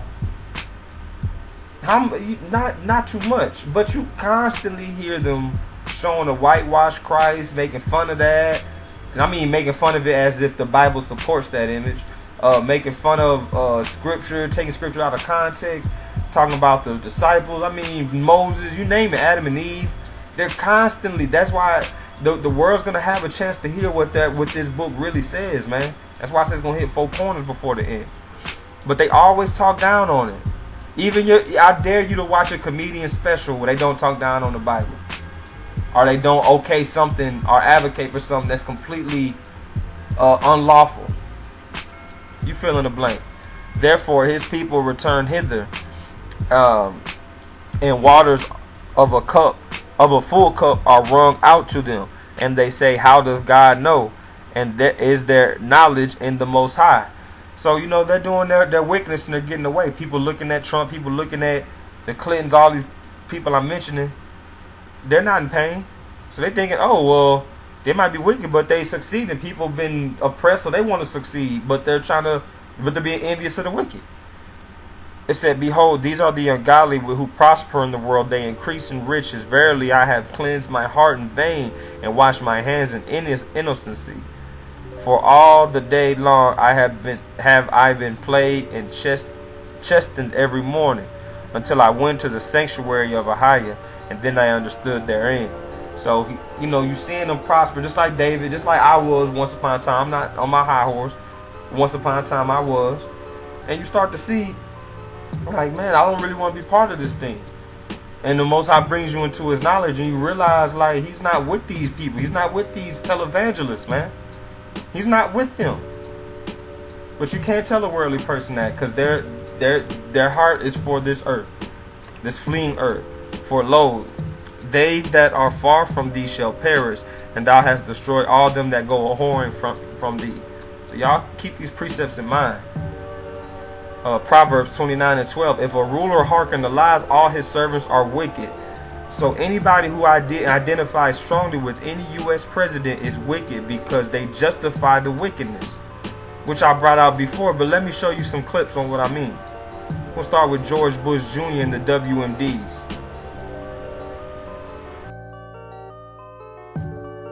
Nuclear bomb, and with fissile material could build one within a year. Weapons of mass destruction. Weapons of mass destruction. Weapons of mass death. The intelligence that we were operating off was correct. The quality of our intelligence operation, I think we're better than anybody else. We gathered a lot of intelligence. That intelligence was good, sound intelligence. But we now know that Saddam has resumed his efforts to acquire nuclear weapons. Among other sources, we've gotten this from first-hand testimony from defectors, including Saddam's own son-in-law. Delay in decision and inaction could lead to a massive and sudden horror. It simply makes no sense to wait any longer. Take action before it's too late. We will not wait. As President Bush has said, time is not on our side. I still thought that 3.5 months for new inspections was a rather short time before cooling a day, and especially when we now see that they say, the U.S. government is saying that, look, you have to have a bit of patience, you know, these things take time. If someone is waiting for a so-called smoking gun, it's certain that we will have waited too long. We don't want the smoking gun to be a mushroom cloud. We cannot wait for the final proof, the smoking gun, that could come in the form of a mushroom cloud. Now look at Obama here on his comments on abortion, and remember the Fast and Furious scandal also. I've got 2 daughters, 9 years old and 6 years old. I'm going to teach them, first of all, about values and morals. But if they make a mistake, I don't want them punished with a baby.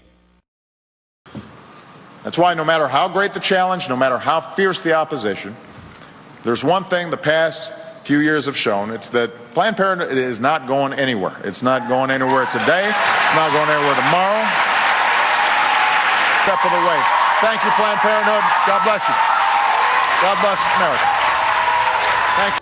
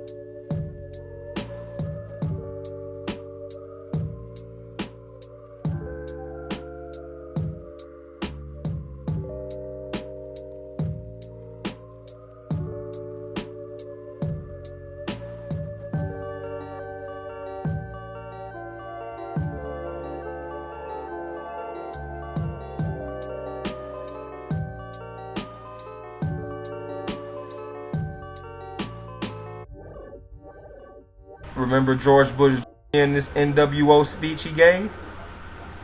For us, the opportunity to forge for ourselves and for future generations a new world order, a world where the rule of law, not the law of the jungle, governs the conduct of nations. When we are successful, and we will be, we have a real chance at this new world order, an order... Mr. Clinton, famous for his sex scandal and beginning of the 3 strikes law. Crime. You're soft on crime. The kinds of kids that are called super predators. Millions of dollars will be allocated for prison and jail facilities. 3 strikes and you are out. It was an enormous burden on the black community, but it also violated a sense of core fairness. The states were required to keep these prisons filled, even if nobody was committing a crime. It's so difficult to talk about mass incarceration because it has become heavily monetized. The focus is on taking people from prison, putting them in community. But I want to say one thing to the American people. I want you to listen to me. I'm going to say this again. I did not have sexual relations with that woman, Miss Lewinsky. I never told anybody to lie, not a single time, never. These allegations are false, and I need to go back to work for the American people. Thank you. See you, but I just want to know one thing. You ready? Why the lying? Why you always lying? Oh my God! Stop lying! Always lying to me. You lying so much. And my orange president, Mr. Trump, Agent Orange, lying about the wall. President of Mexico, Vicente Fox, he said today, and I'm quoting him, he said, "I'm not going to pay for that, quote, effing wall." So if you don't get an actual check from the Mexican government for $8 or $10 or $12 billion, whatever it will cost, how are you going to make them pay for the wall? I will, and the wall just got 10 feet taller, believe me. It's got 10 feet taller.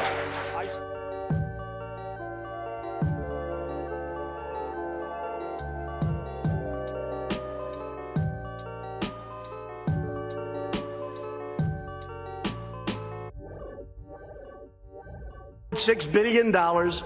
We've started it, we're fixing it, and we're building new, and we're starting it. But, and we'll build it for a lot less money than these people think. A lot less money. But we're getting the wall built, and we're going now for our second portion. If you want to create a humane, lawful system of immigration, then you need to retire the Democrats and elect Republicans to finally secure our borders.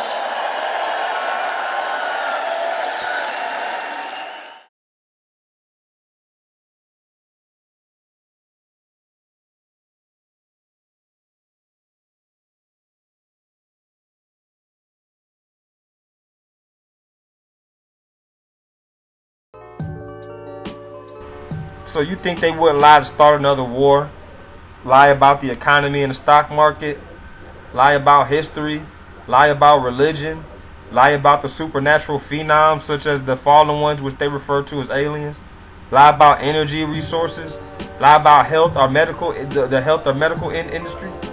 Think they wouldn't do it? Why wouldn't they? They've already done it. This is this, and I know it is way more than this. But this is the stuff that's on the surface. You said this, and now it's this. You done this, and now it's this. I used to be a big political head. I used to do the debating way before In the Truth. I was very familiar with all that, facts and all that stuff. Okay, but all of them are working for Team Satan, man. So it's like you want Satan or diet Satan. You still getting Satan. Okay, red and blue party. You figure it out. Luke 16:10, it says, "He that is faithful in that which is least is faithful also in much, and he that is unjust in the least is unjust also in much." So if these people is lying to you about a sexual affair that has no bearing on his office and in a lawful manner, why, you're lying about the Fast and Furious guns, you're lying about ISIS, they're lying about the WMD, they lied about they're lying about things small to things large. You can't be trusted. They can't be trusted in anything. They've lied to us about race. The First Council of Nicaea was a council of Christian bishops convened in Nicaea and Bithynia by the Roman Emperor Constantine in AD 325.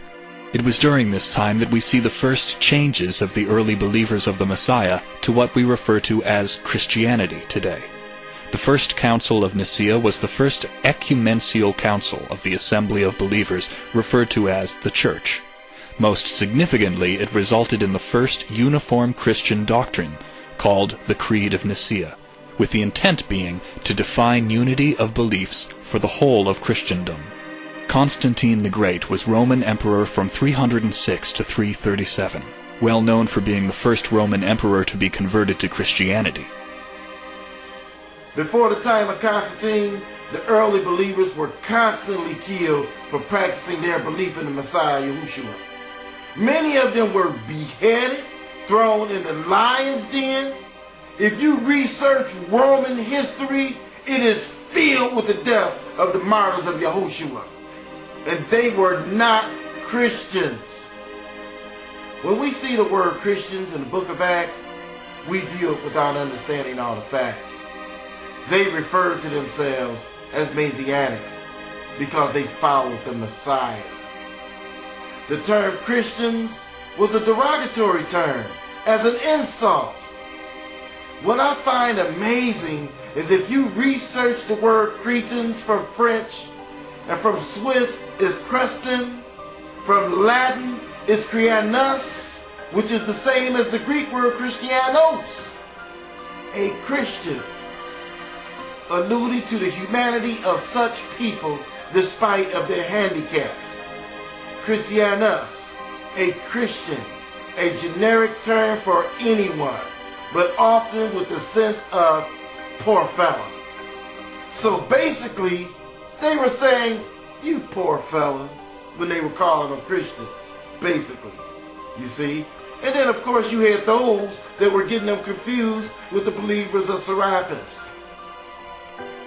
The false image of the Messiah, Christ, the most common images seen in many homes and churches, is the image of Caesar Borgia, son of Pope Alexander VI, who employed Leonardo da Vinci, his son Caesar's gay lover, to paint Caesar as the Christ.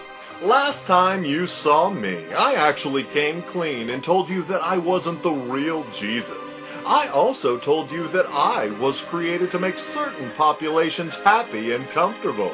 Well, I am glad to see that many of you are loyal and enjoy strong delusions and still want me as your savior. Wow, what idiots! Christianity has basically hijacked the Bible as some sort of Christian document. Rarely does one think of the biblical Israelites when quoting scripture.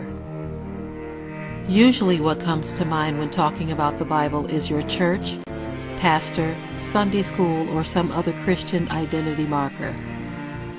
Even when we imagine what the biblical patrons look like, we envision the images portrayed by Hollywood. Generally, white images come to mind as we think of Moses, Jesus, David, and countless others. This is largely due to the deception of Christianity, which has deceived the whole world. Let's take Sarah, the wife of Abraham. She is described as fair in the King James Bible. The Hebrew word for fair is Yafeh, which means beautiful. But somehow in the white Christian mind, fair means white. This is the belief that has been passed around and accepted. This is one of many lies to recast the real images of biblical characters as white rather than black. This image is more like what the real Sarah would have looked like. However, this image of a white Sarah is a false mainstream replacement that has been largely accepted because of the lies of Christianity. They've lied to us about the earth. Yes, why are they trying to hide the fact that we are on an infinite plane or on a flat earth rather than a ball? Well, if you isolate people into the idea that they're on a blue marble that's in the middle of a universe that is really insignificant and there's thousands or millions and billions of other worlds and possibly other civilizations, that makes most people think that we are insignificant and that we did actually come about as some sort of an accident. Now, when people believe that, their minds are much more malleable into being given the idea that there is no God, there is no creator. And because of that, that also gives the controllers this fertile soil to build other deceptions on.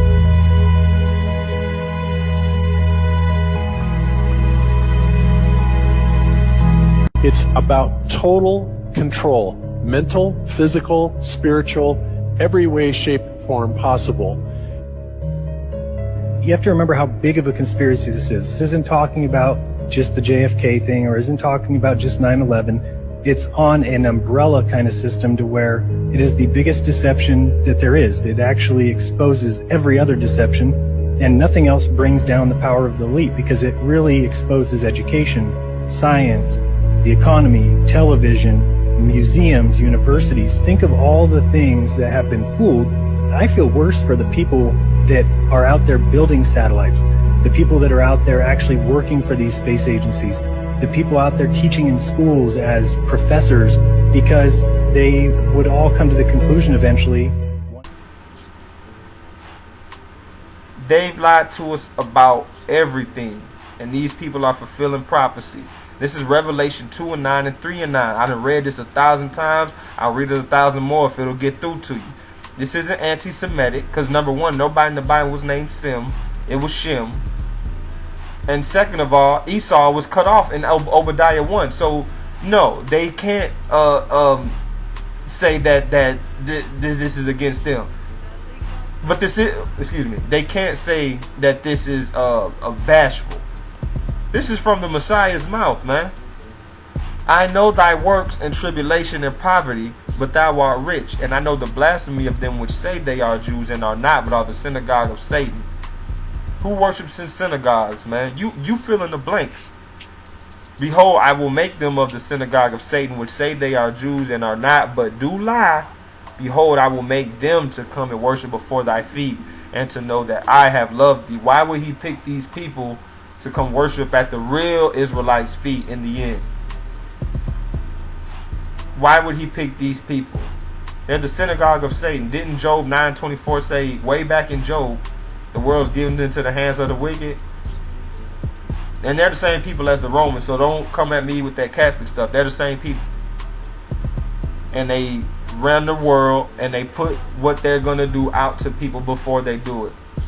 Especially with these movies and all this entertainment. And even on the money, y'all. Even on the money.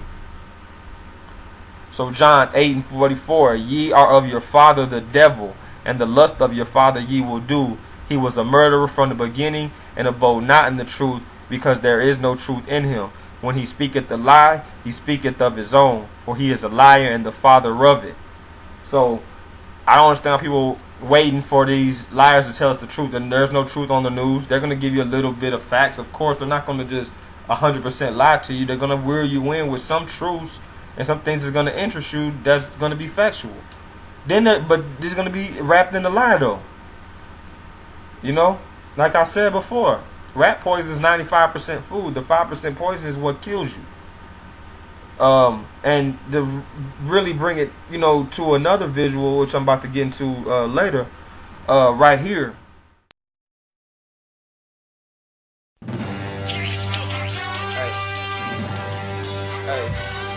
It's about the principal student becomes a teacher. Are you getting school? Calling for running kingdoms, the begging for an interview. Stamping for a job who paying us out the minimal. Drew the quick to bust the pistol pool. Egotistical. 22 spinning to the tread. We aboriginal.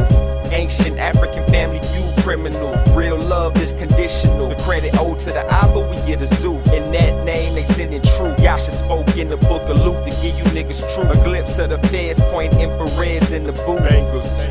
Open our temple to strangers, ducking slavery. And Texas Rangers divided, no remainder. Last of a dying breed, our species in danger. Prison chains, the new waste train. Cause racists embrace us, haters. Foreign weapon before September 11. Molded effort. I see another foreign war effort. Mystery Babylon, we in the Wild West. Broad daylight, face to face, you seen death. You know the episodes, we at war like back in Jericho. Praise the higher, I see them people that the devil hold. See it was written, but we didn't know. Peep the jewels, black man, it's even better than gold. Religion's full of liars who only desire loot. Converse is not the Jews, bro, we Jake, that's the truth. Same ones committing crimes, running the exec system. This oligarchy, the seats is only reserved by nepotism. Check symbolism, corrupted referendum. Witchcraft by the priests, rename the exorcist. Heavy denims with the swords, got a vision from the Lord. My black Messiah Messiah got the crown, how the Romans give him thorns. The wicked are perverse for a quick reward. No offense, I'm Nat Turner over Chicken George. Guerrilla war, mask right beside me. Fools don't understand it, them common sense is pricey. Went over scripts with wifey. Would've called me crazy when I seen it in the 90s. They raised the cost of living, but tell me that you can die cheap. From Hawaii to the edge of the state borders, glory of these days shorter. Pass me under the rod to keep my flame menorah. Strain from vain Israelites who try to change lines straight to my face. News station reporters giving niggas game fourth quarter.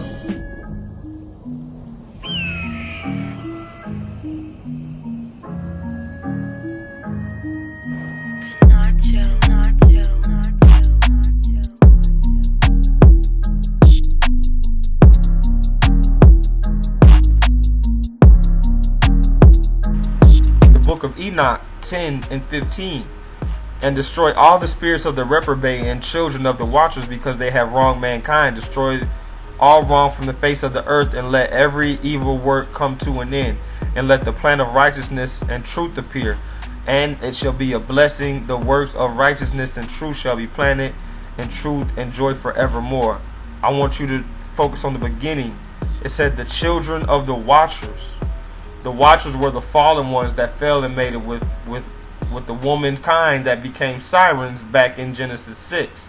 And they bore what? Men of renown. They bore these Nephilim giants. Now when these Nephilim giants passed, since the Most High said that they weren't made for the earth, that their dwelling would be on earth. They weren't made to die and go to Sheol or in Abraham's bosom. They weren't made for that. So by default, they had to stay on earth, so saith the Father. And when they stayed on the earth, they were evil spirits. So you know how people die and their spirit goes to the Most High to be judged, and then it goes into one of those places I mentioned? Well, with the Nephilim, when they died, their evil spirits remained on earth. And all these spells and witchcraft and occultism conjures these spirits. And these spirits are they've been around since the beginning, as you can see. So when people doing witchcraft, when they're doing psychic, magic, voodoo, I'm talking about all this stuff, yoga, and they get this feeling, or I mean, all of this stuff. I brought this out in my video, the Reprobate Society 3, the spiritual realm. I'm gonna bring it out again here on some different videos, but this is what I'm saying. These are the spirits that they're conjuring. Okay, there's no, because people say fallen angels are demons. No, they're not. Fallen angels are the watchers that fell when Satan fell with the third of them. He was first called Lucifer, which means the light, the shining one. I mean, got the name Gadriel. He was given in Enoch. He's the adversary. When he fell with a third of the angels. So these are angels that were made and fell. Okay, as these angels fell, they again dealt with women. The women had children called Nephilim. These are the giants, the Nephilim beings. This has been hidden by archaeology. I brought this out, and the link will be in the description box. But I brought this out as well, as many as others as well. But this is something that they just slipped under the rug on us. And when these things died, these things gave way to the evil spirits. Okay, these are the ones that people conjure up, dealing with Satan. These are the demons that Yahshua is casting out of people.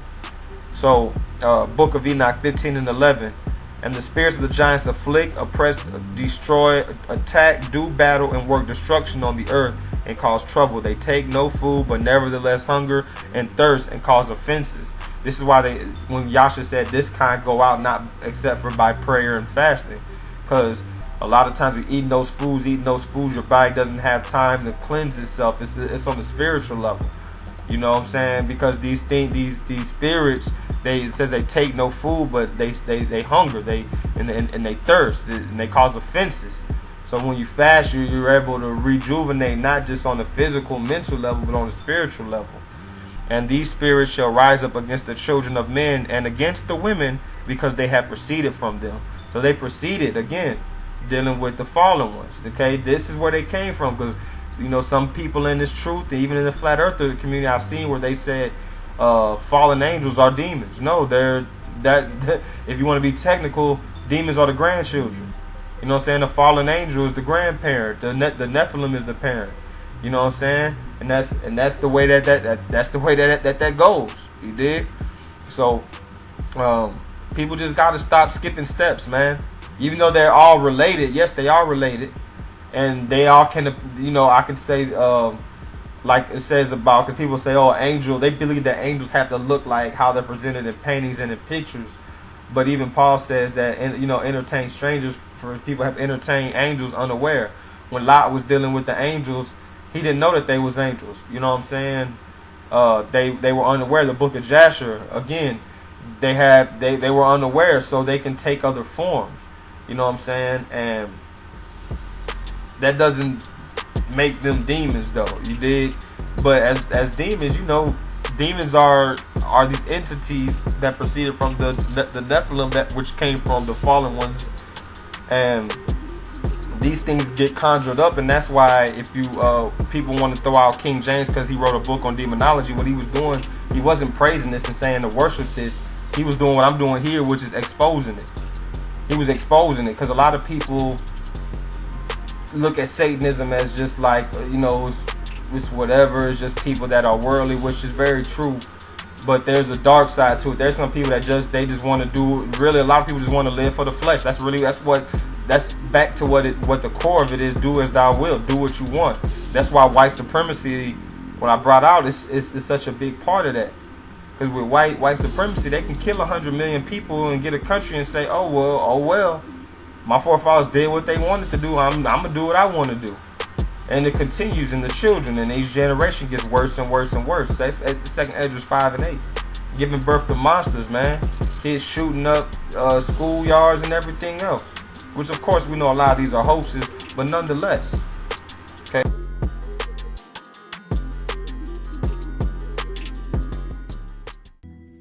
For believers, the battle with the devil comes in many forms, and it's waged on many front lines.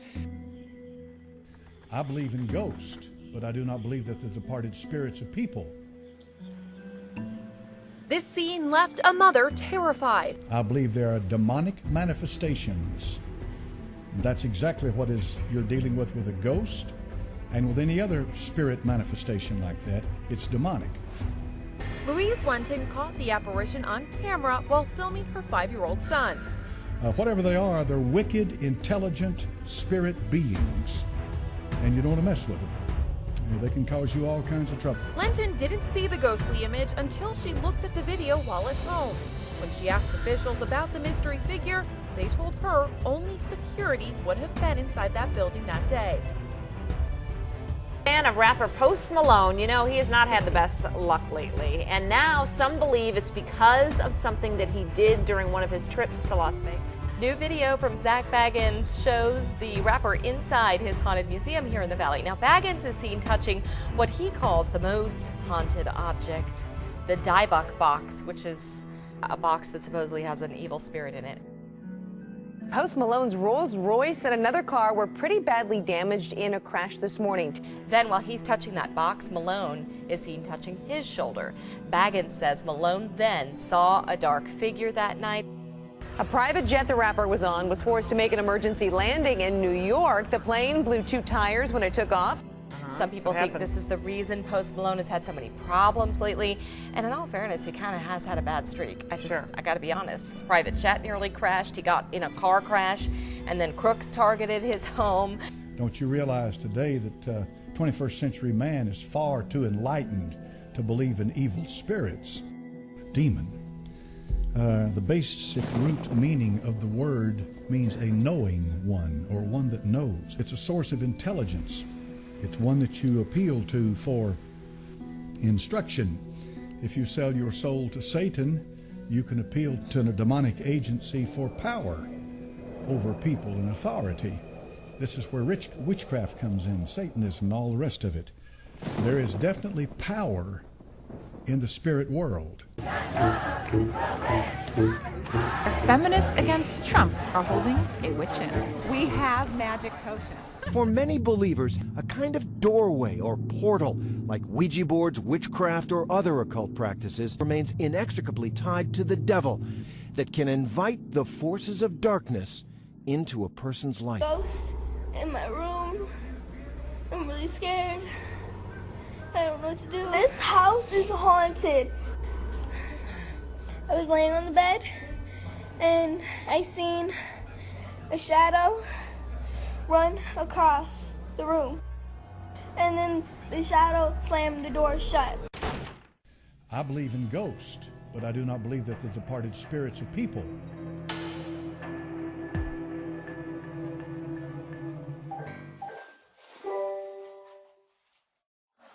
Donnie?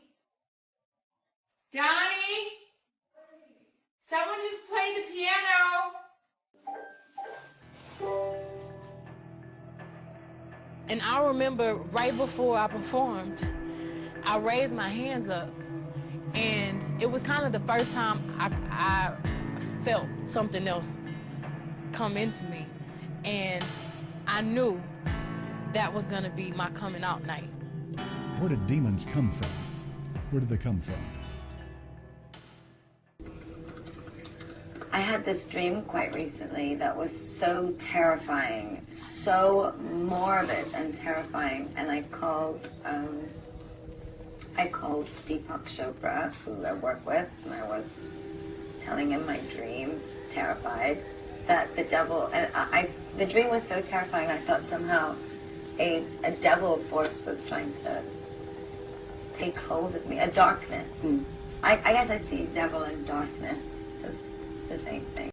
Lady Gaga's former assistant, Jennifer O'Neill, sued the singer for $400,000 in unpaid overtime. Now, details about Mama Monster's demands are out. Jennifer claims that Gaga would make her sleep in the same bed with her every night because the singer didn't like to sleep alone. Consequently, the assistant is bitter, and she claims that she never had her own room, didn't have privacy, and didn't even have a chance to make private phone calls. Did the devil make you do it? Can an obsession with Satan wreck lives and drive people to kill? A disturbing video released of the Parkland shooting suspect, Nicholas Cruz. Just minutes after being brought from the hospital to the Sheriff's Department interrogation room, well, that's when Cruz begins punching himself over and over and over again. And once the questioning started, it did not take long for him to tell the detective that he's long had a voice in his head, his demon. Why did you stop it then? I don't like the demon. I don't like the demon. I don't like the demon. I don't like the demon. Well, that's if the... You know, tonight we're hearing even more alarming information about the suspect. He had a YouTube channel where he posted these bizarre videos. And in some of the clips, he spoke about Satan and demons, even mentioning the moments that they would speak to him. Disturbing statements from the suspect accused of killing a man at a Maui shopping center. A witness told police the suspect talked about demons.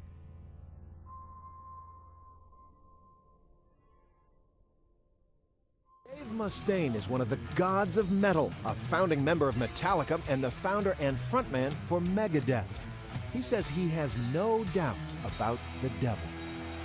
The greatest lie he's ever told was convincing people he doesn't exist. And you know, you see people they think that he's like red. He's got a goatee and a pointy tail and stuff like that.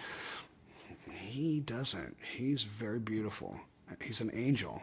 Why would he look like some monster? He's capable of looking just like you. He could be in this room right now. Mustaine says he is a Christian now, but wasn't always. My mom was a Jehovah's Witness. I was brought up as a witness, and I revolted into the witchcraft because I hated going out and knocking on people's doors. Yes, witchcraft. As a teenager, Mustaine says, he cast 2 hexes. The first was on a bully who sucker punched him. From what I heard, he got in a car accident, and something happened to part of his body that I had targeted in hex, and that showed me that it was real. The second was on a girl he was in a class with. Everybody wanted her, including me, but she was so out of my batting average and just totally out of my league. And I did it, and the next day she was in my apartment. You were convinced that these hexes, that you were spells that you were casting, worked. I was, and I do believe in the dark side. Most people think that, you know, black magic and witchcraft and stuff like that isn't real or it doesn't work, and I know that it works. Mustaine's fascination with the occult continued into his adulthood. I was doing a lot of blood packs with people. This is before we found out about AIDS, It was real simple stuff where you cut your thumb and you rub it with somebody else and become blood brothers. I don't want to make a spiritual covenant and mixing my life with somebody else who I don't know who they are or how they are. The Bible said that blood is life. And like so many people we have met, Osteen believes that he opened the door to demonic forces, which had a profound impact on his life.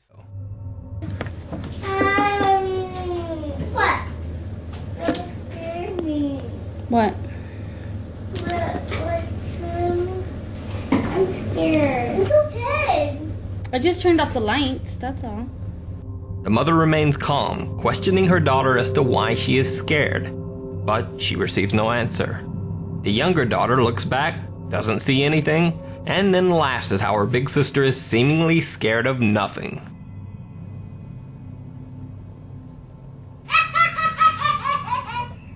What was that?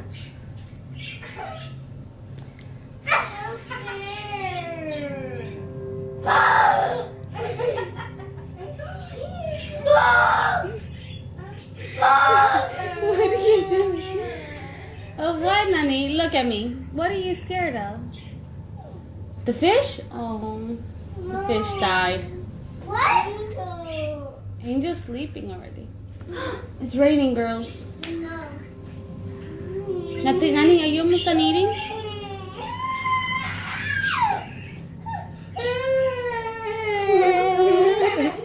Look at me. Look at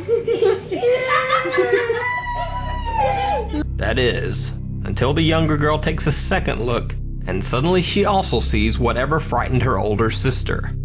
Her reaction is pure terror. Turn around, turn around, turn around. But you gotta listen to me. Turn around, look at me. What's the matter?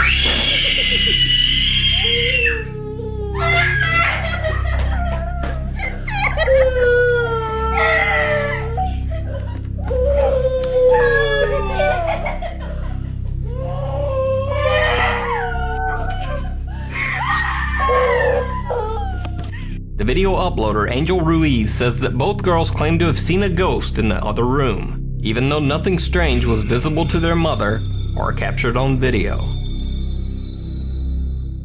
What looks like a young girl dressed in all black is standing near one of their trucks. While two guards go outside to investigate, the others watch on the CCTV camera.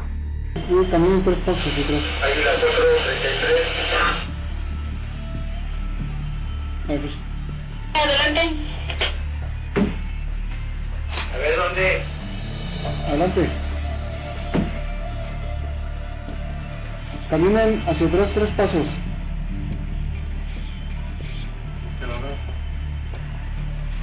Exactamente está a su espalda y ustedes ahí me ven.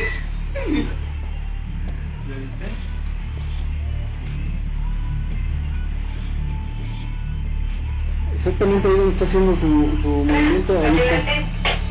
Diles. Adelante, lo escucho. Ya le abrí aquí la malla al 37, lo dejo que pase para del otro lado, lo acompaño al portón y lo dejo que vaya, ¿o qué hago? No hay nada. Hasta ahí está don Enrique y Cristian. Está atrás de ti, Enrique. Ahí, ya la barajaste. Despite the girl being visible on the security camera monitor, the guards on the lot can't see her, even though she is standing right beside them. While the other guards inside try to direct them to her location over the radio, the guard shines his light around, but they both still seem to see nothing. It almost looks as if the guards believe that they are being pranked by the other security guards inside at the CCTV monitor. Creepiest of all, as the guards search, they seem to pass right through the girl, and one guard's flashlight shines right through her body as well. Rubbish.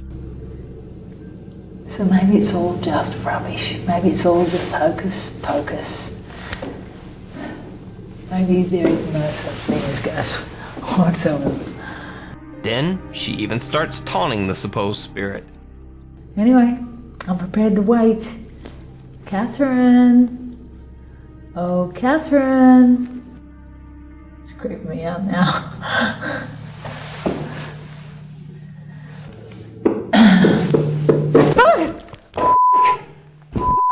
Okay, I get it. I'm going. Okay, Catherine, I get it. Then something moves in the dungeon, but I'm not staying to find out what it is. I'm freaking going.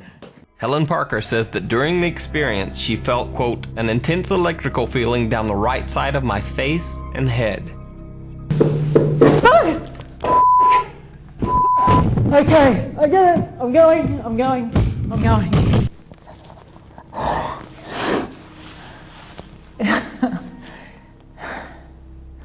I'd like to think I'm a pretty rational person, but and if you're interested to play back what's on that tape. The chair banging on its own with such purpose is what scared me.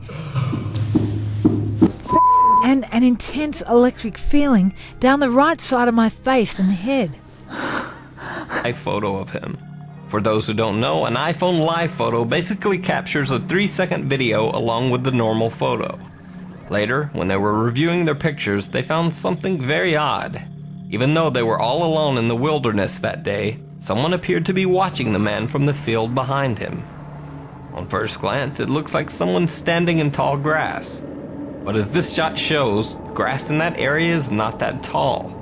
So on second look at the photo, it almost appears as if the person was actually hiding in the grass. But the iPhone live photo 3-second video shows something very different.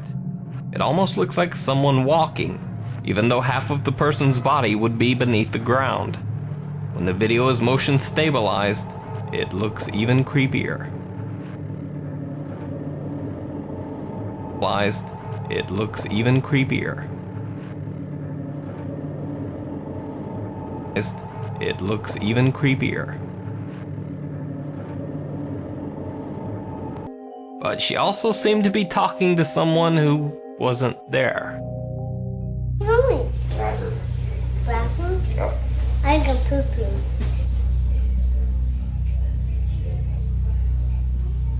I don't poo-poo.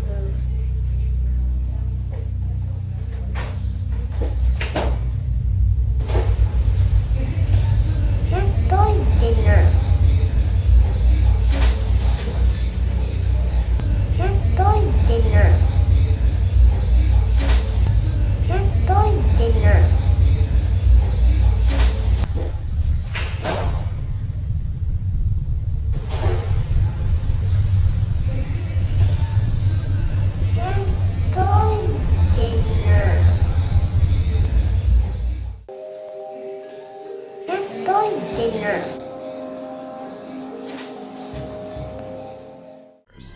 Some even claim to have seen tortured, ghostly faces peering back at them when they look into the hotel's mirrors. The Menger Hotel has been dubbed the most haunted hotel in Texas. Mike Pate and his wife stayed overnight at the infamous Menger Hotel in hopes of witnessing some of the supposed supernatural activity. They got their wish. I'm here at the Menger Hotel. I think that's how you say it, Menger. Waiting for Mike. He went across the street to get some playing cards because we're just waiting for some sort of ghost activity. Nothing yet. We walked all up and down the halls in here. It's a pretty nice hotel though. There's a flat screen. There's 2 closets. Here's one of the closets. There's a space.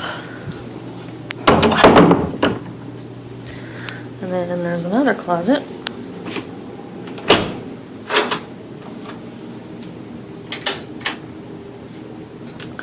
With lots of space also. Lots of closet space.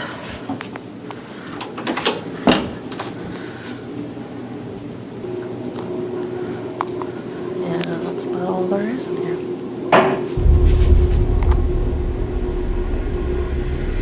Hello? Mike?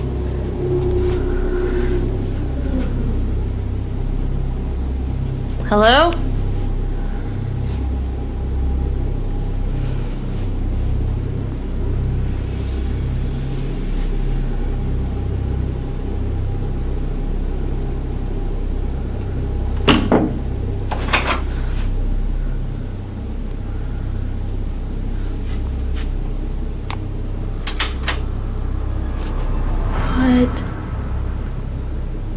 Nuh-uh. Oh my god. Oh my god. You've got to be kidding me. Oh my god. Oh my god, oh my god, oh my god. Mike, where are you? Oh my god, oh my god, oh my god, oh my god.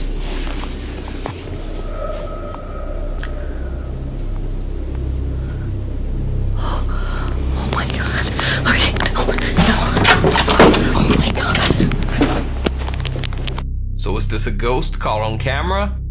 Did a poltergeist rearrange their luggage? You be the judge. Believer in the paranormal. However, he does sometimes ride his motorcycle out to deserted or abandoned places. On this occasion, he's exploring an abandoned house in the middle of nowhere when odd things start to happen.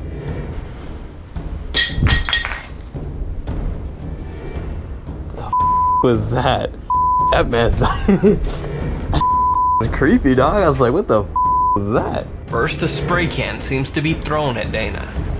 He thinks it's a little strange, but otherwise doesn't really pay it much mind, thinking that the can probably just happened to fall from the decaying ceiling rafters. Oh, f***ing oh, oh, oh,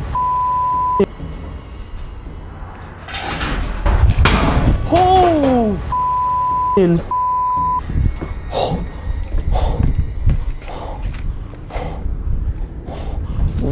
Up and down the aisle. Ahí empieza. Ahí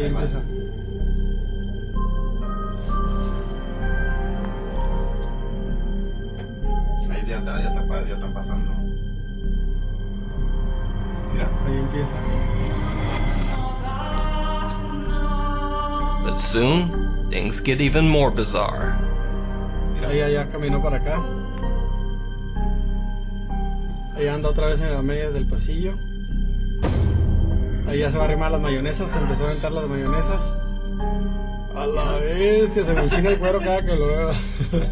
First a few cans fall, and then a second later even more tumble from the shelf, almost as if pushed.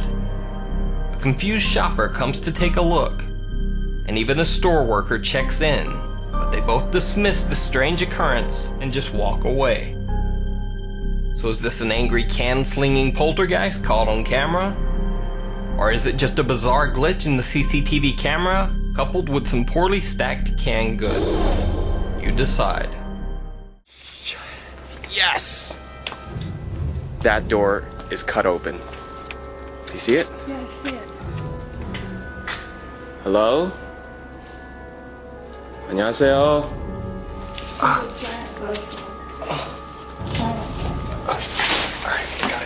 Let's do it. Inside, they find old patient beds still in place, burned out rooms, and strangest of all, footprints all over the walls. Look at all those footprints. What the hell? Why are there so many footprints on the walls? Their visit is fairly uneventful, until K-pop Dolo sees this.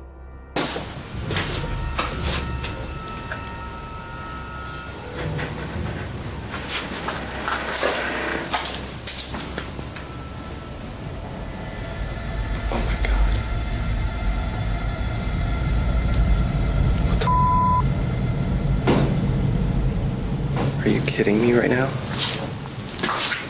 Are you kidding me right now?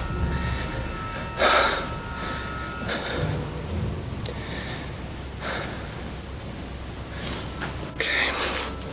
God, I'm an idiot.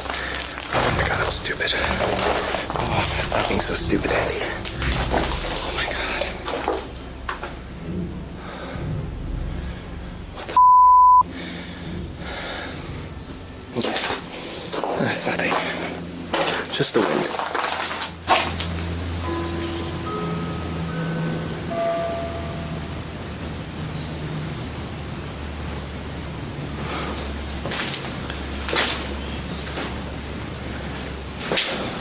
Understandably creeped out when they saw scary video from the morgue's outdoor CCTV camera. The video showed footage of the stretchers used to move bodies doing some moving of their own.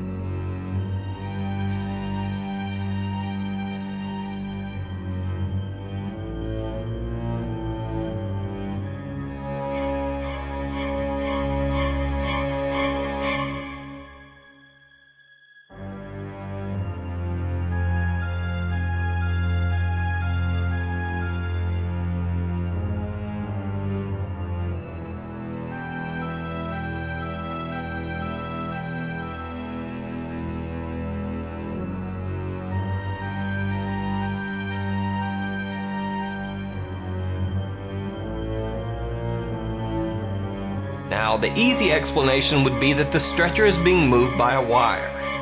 Except the stretcher moves in multiple directions, back and forth and to the side.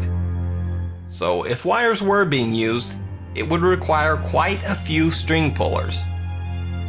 In another clip from a different CCTV camera angle, we see a morgue worker go to collect one of the stretchers.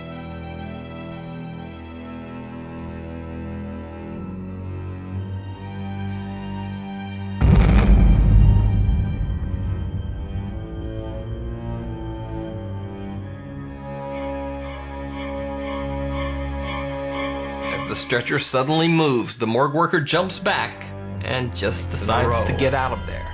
Late one night, he hears strange banging noises coming from the locker rooms below the stadium. So, he decides to investigate. Using his cell phone, he records a very scary video of what he claims is a real ghost caught on camera. Bueno, ya son como las 11 de la noche y la tercera vez que estoy escuchando este ruido de mierda. No sé qué está pasando, pero lo quiero grabar ahora para que después me crea la gente, porque esto nunca me pasó y nada, lo quería grabar. No sé yo, estoy podrido, la concha de la lora. Tengo una linterna, no sé para qué enviar la traje. Dios. Puta que te parió. La puta que te parió.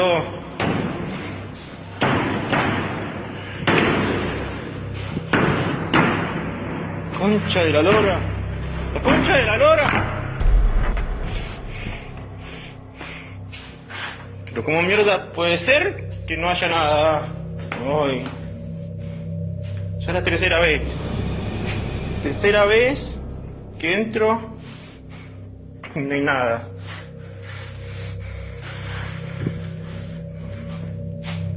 Dios. Me quiero ir. Quiero ir.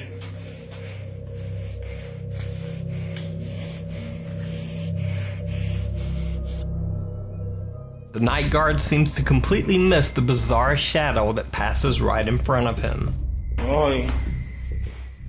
Ya es la tercera vez.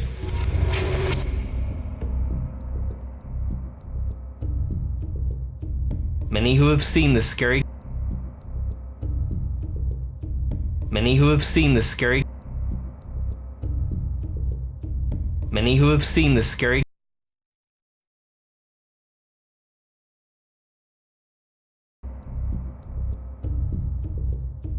Many who have seen the scary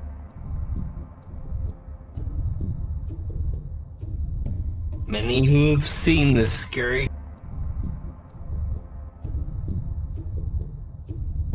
Many who have seen the scary Okay, it's like midnight right now. I was sleeping on my couch and I heard a loud bang.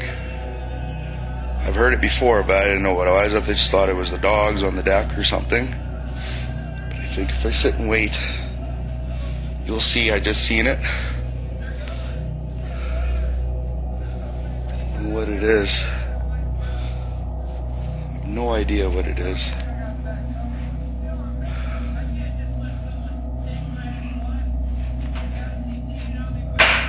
There it is. It's my cupboards. Let's see. Holy shit.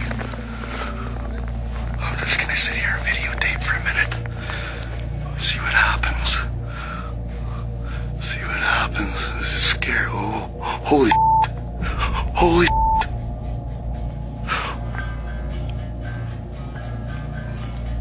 Unbelievable.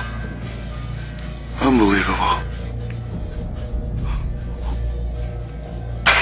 Oh! Holy shit. Cupboard doors are opening and slamming on their own, and mysteriously, the light in the kitchen has been turned on by someone. Gonna get up. Ooh, I'm just shaking. Look at my goosebumps. Okay.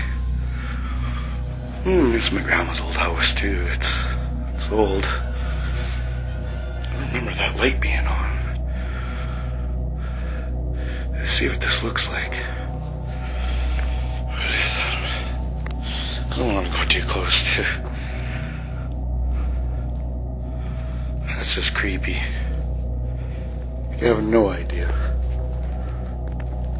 Like, there's nobody in my house right now. Like, nobody. I can hear something in that room.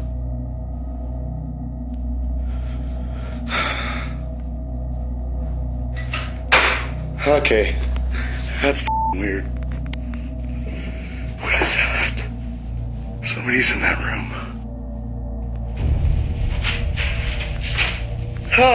Whoa. Okay. Look at those goosebumps. I'm gonna go look. What's the worst that's gonna happen? Ooh, it's scary.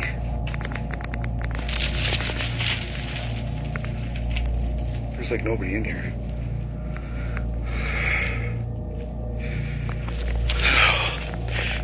I'm freaking out, man. This is scary. This is really scary. Yeah, giving a tour of his son's room. He doesn't even notice, but a toy in the room moves on its own. No sé qué pase, que se pueda realizar, es el juego de los, si pueden ver, absolutamente nadie. Panorámica. Ahí se movió el patín ya. Ahí está. Ahí está. Dos. Ahí se acaba de poner. Eso es lo que pasa en esta casa. In a later video, Beto Ortega returns to his home, this time with candles and incense. He says that a local psychic medium has advised him that this is the best way to cleanse the spirit from the house. He places the stuffed animal that the little girl gave him at the head of the bed in his son's room. But it doesn't work out so well. Esta es mi casa. Yo soy el dueño. Me llamo Jorge. Si aún sigues aquí, me dijeron que eres la niña que me dio el peluche cuando yo estaba internado. Sigues aquí. Sigues aquí todavía, presente con nosotros. Dios, se cayó el peluche.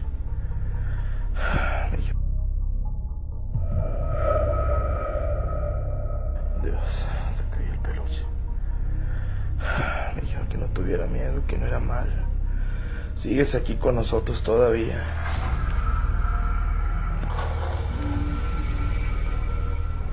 Sí. Me dijeron que la niña ocupaba algo.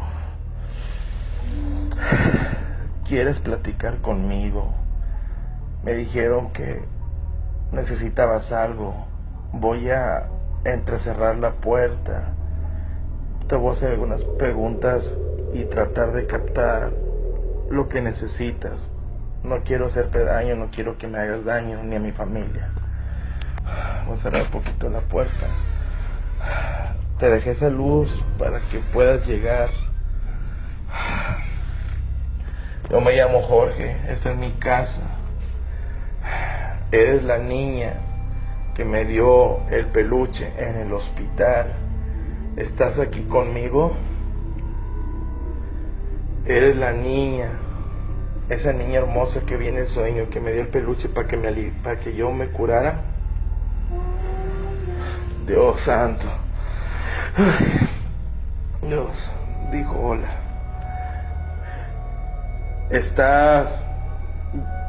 Yo no queremos hacerte daño. Eres esa niña hermosa que me dio el peluche. ¿Estás aquí con nosotros, conmigo? Dios santo, no. Dios santo. Voy a salir corriendo, pero es por mis hijos. Estás perdida, ocupas algo, necesitas algo, dime.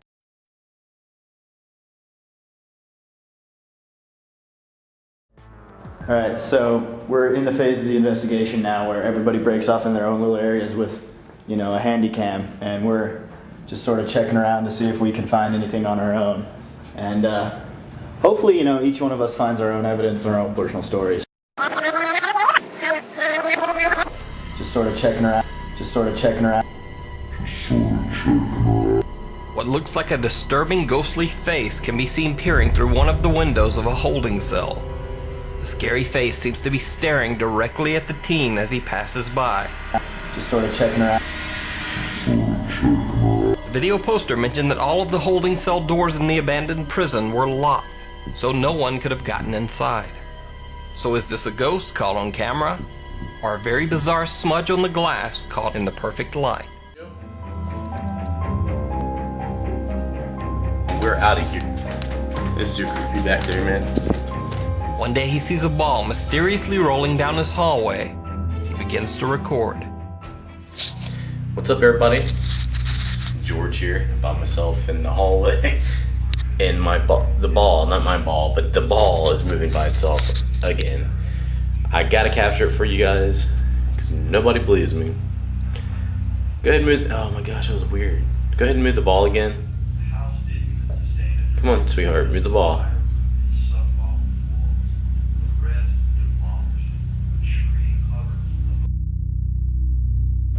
Whoa, there it goes. Oh my god, dude, I've got goosebumps, man. Oh Lord Jesus. God is here. Jesus loves you. And he loves me. He loves his family. Please be nice. Please be nice. Dude, I got goosebumps so bad right now. You like the ball? What the heck? Oh, dude, it's pushing it down. Oh my god. What the hell? Dude, I want to run so bad right now, but I can't. I gotta film this. It's okay, honey. Are you pushing it to me? Dude, this is crazy, man. What? Okay, alright, okay, stop. Oh my god, man. I cannot believe this. Dude, this is insane. Oh my god. There don't appear to be any wires or strings in sight, and the ball moves in a very bizarre pattern. George shows the camera that the scary experience has literally given him goosebumps.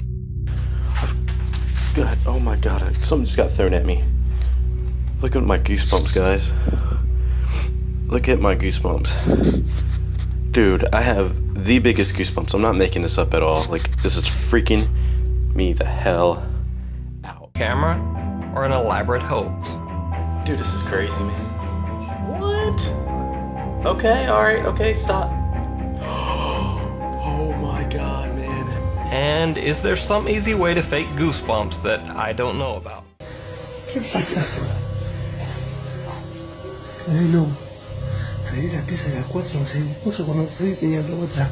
Cuando vine para acá, se me empezó a pegar, boludo. Me pegué un cagazo y ahora lo veo. Pero es la estática, boludo. Está lejos. Está viniendo para acá. Ay, la concha de la lora. La pibita de la camacita me dijo que le tocaron la pierna, que le apretaron la pierna. Ay, mierda, se viene para acá. Pero se viene para acá, pelotuda. No. ¿Está prendido el aire algo? ¿Qué sé yo? Sí, creo que sí. ¿Tomás filo? Vamos para adentro, boludo. Fui la mierda, la concha de la lora. Feeling a bit creeped out, the two go into a room to avoid the creepy balloon. But soon, this. Ahí está. Se pasa largo, boludo. ¿Se ve? Ay, la concha de la lora. ¡Ay, la puta que te parió! Now, we've all seen old helium balloons just sort of float around the room. But this might be the first time I've seen one follow someone down a hallway, around a corner, and into a room. But you decide. Hearing strange loud noises coming from their attic. They grab a camera and go to investigate. The woman seems very frightened and keeps telling her husband to, quote, be careful in Portuguese. Turns out, there's a very good reason for her concern. Tu vais lá acima sozinho. Eu vou lá contigo. Mas tem cuidado. Opa! Opa! Não, tu não vais lá sozinho. Ai. Opa, olha, vai lá tu, toma. Toma, eu fico aqui. Desculpa, não consigo, desculpa. Desculpa, eu estou cheia de medo, a sério, vai lá tu, mas tem cuidado, está bem? Olha aí. Olha que estás a ouvir. Caralho, que é isto mesmo? Não, nada, está tudo bem, está tudo bem. Tudo bem. Né? Nada.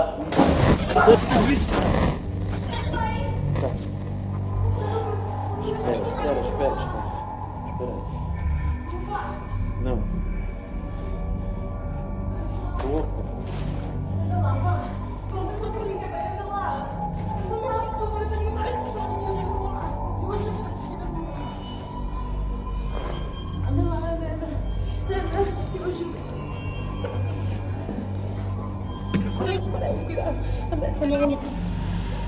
Peraí, eu ajudo a descer.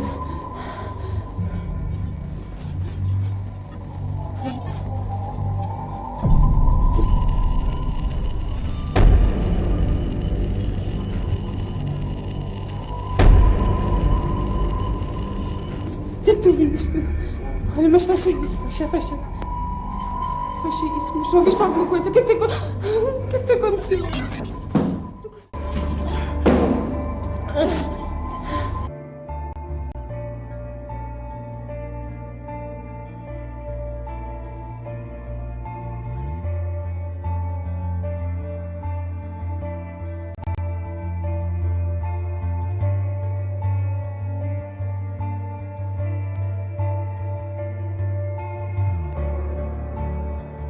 Down the hallway of Cleveland's historic Renaissance Hotel when she thought she heard something strange behind her and, quote, felt a cold presence. So she pulls out her phone and turns on a random Snapchat filter to see if it will lock on to anything. It did. Oh my god, oh my god, oh my god. I felt something behind me. No.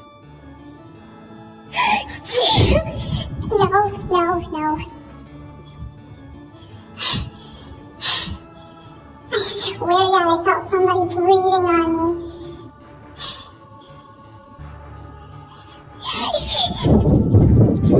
No. I'm freaking myself out. Go away. No. There's no way. No. I'm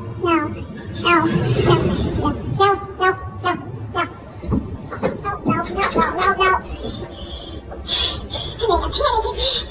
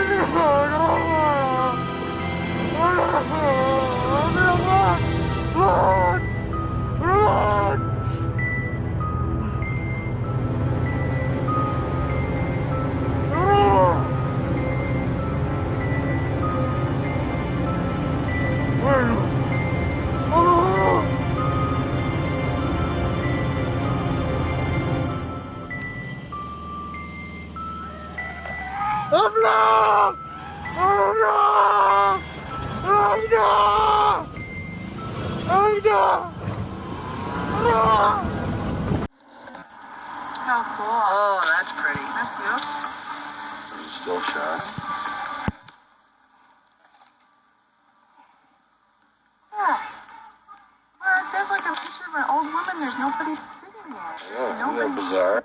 I don't know. I got it on now, but that was bizarre. Just, there's same window. Same window, and there's nothing there now, no matter what I do. Bizarre. There's infrared. I know it. I know it, right on that side. It's back to normal. There's just nothing there.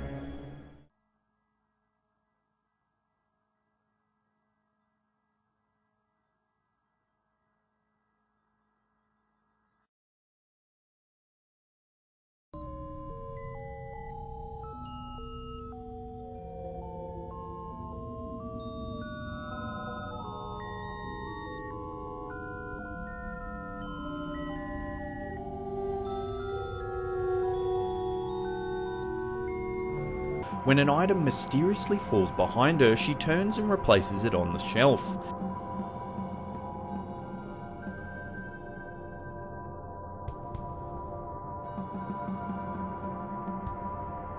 As soon as she replaces the item, she begins to act very strangely, almost as though an unseen force takes control of her body. She drops her shopping and begins to writhe uncontrollably. After falling to the floor, two other shoppers notice the woman. As one comes to her aid, the woman lets out a guttural scream.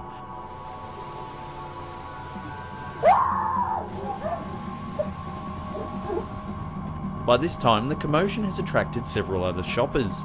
She lets out yet another scream, this one more intense than the first.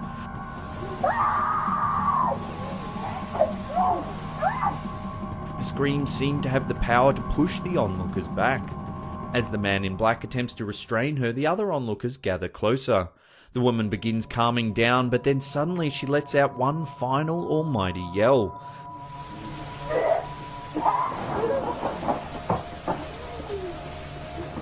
This time it has the force to move objects in the store as well as cause the security camera to flicker. The other customers then help the woman to her feet and escort her away. In at the time. The pair reported the strange occurrence to the authorities, and a short time later 2 mysterious men dressed in black suits visited the hotel looking for the witnesses. This footage from the lobby security camera of the hotel shows the men walking into the building. The men asked to speak to the guests that had witnessed the event but were told by staff that they were no longer there. The staff members that spoke to the men said that they were very pale and had no eyebrows or eyelashes, and that they looked completely identical. One female staff member even said that they looked as though both men's hair was fake, as if they were wearing wigs to cover the fact that they were bald.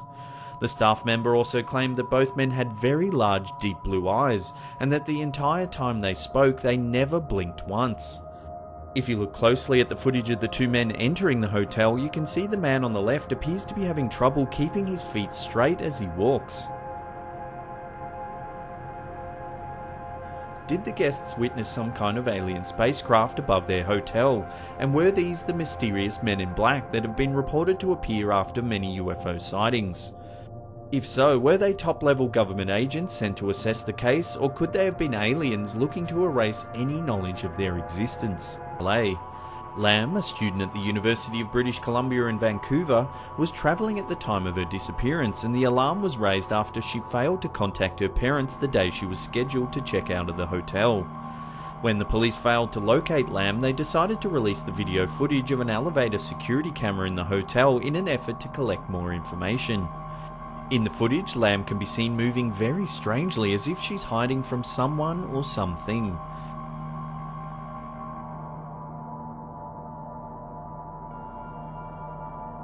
She can be seen entering the elevator calmly before pressing several of the buttons on the panel. She then stands back and seems to wait for the doors to close.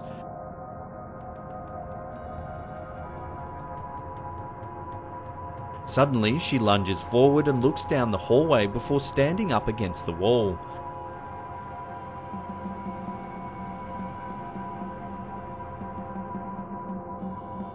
She then exits the elevator before returning, pressing more buttons on the panel.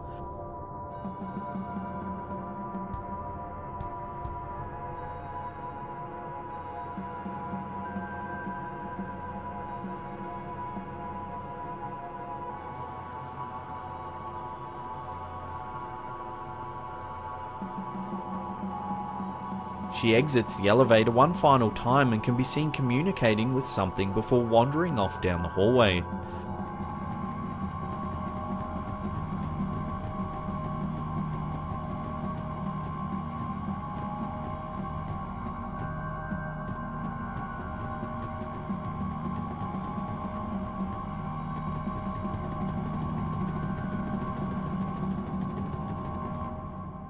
When the footage was released publicly, it went viral. In the first 10 days, it received more than 3 million views and 40,000 comments on the Chinese video sharing site Youko. Many of the viewers said they found the footage unsettling and difficult to watch. Shortly after her disappearance, hotel guests began complaining of black, strange-tasting water and low water pressure. When the maintenance staff went to investigate, they discovered the body of Eliza Lam floating inside one of the water tanks. Despite a thorough police investigation, several inconsistencies of Lam's disappearance has never been answered. The autopsy report deemed her death to be accidental. However, the police noted that the 8-foot-high tanks, which were located on the roof of the hotel, were only accessible with a key and almost impossible to enter without a ladder. Many theories have attempted to explain Lam's disappearance, from murder to the supernatural. Her death has even been noted for its eerie similarities to the 2005 horror film Dark Water. In the film, a mother and daughter move into a rundown apartment building with a dysfunctional elevator. Discoloured water eventually leads them to the water tank on the roof, where they discover the body of a girl who's been reported missing a year earlier. To this day, the fate of Eliza Lam remains a mystery. Suddenly, the 2 vans lift into the air and get pushed backwards, almost as though a very strong gust of wind picks them up and shakes them out. What could have happened to these vans? What sort of strange force has the power to lift 2 vans into the air with such ease?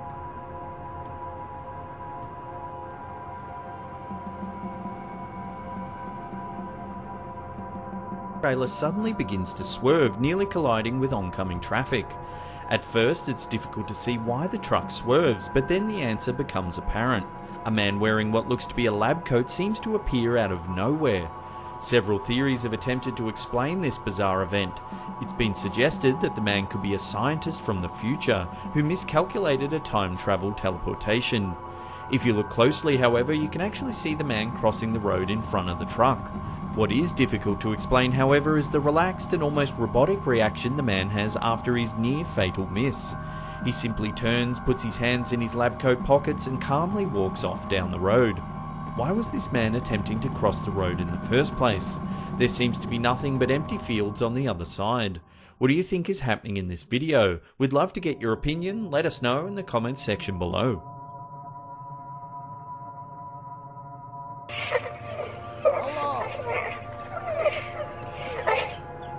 Suddenly, a ghoulish face appears in the upstairs window before disappearing into the darkness.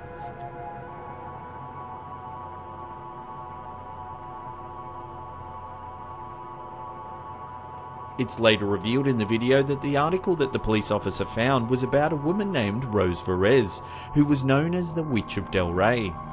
Verez was thought to have murdered up to 12 men in the 1930s, however her neighbours were too scared to testify against her because they believed she had supernatural powers that could make their children sick. As the heavy rain pours down, a man can be seen walking down the alleyway towards his parked motorbike.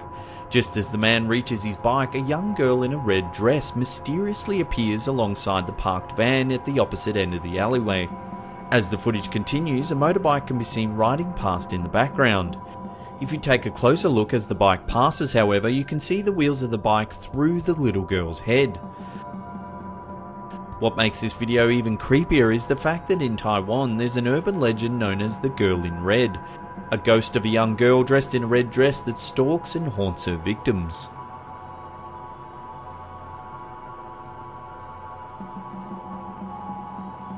The camera when suddenly a mysterious dark figure walks by the window.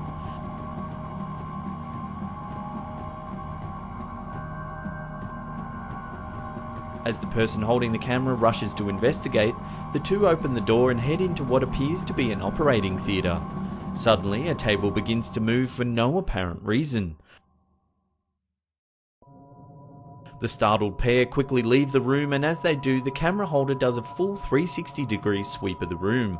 There's no one else in the room and no other door that the mysterious figure could have entered or exited from.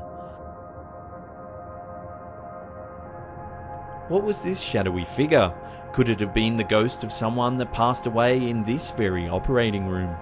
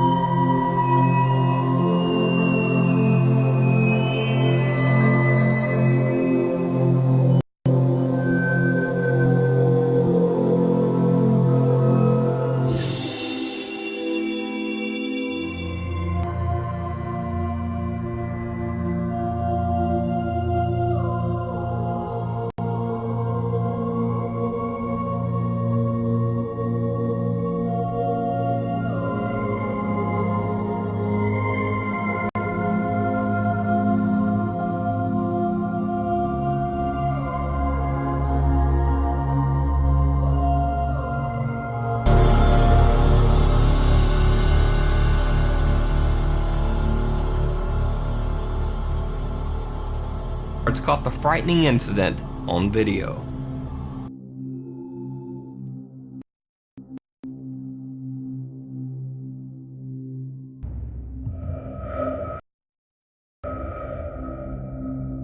There appears to be a strange black shape climbing the prison wall and even passing back and forth through the concrete surface. Some of the prison staff and inmates believe the dark figure to be the soul of a murdered inmate. However, the penitentiary's official statement is that the shape is just the shadow of someone moving around inside the prison.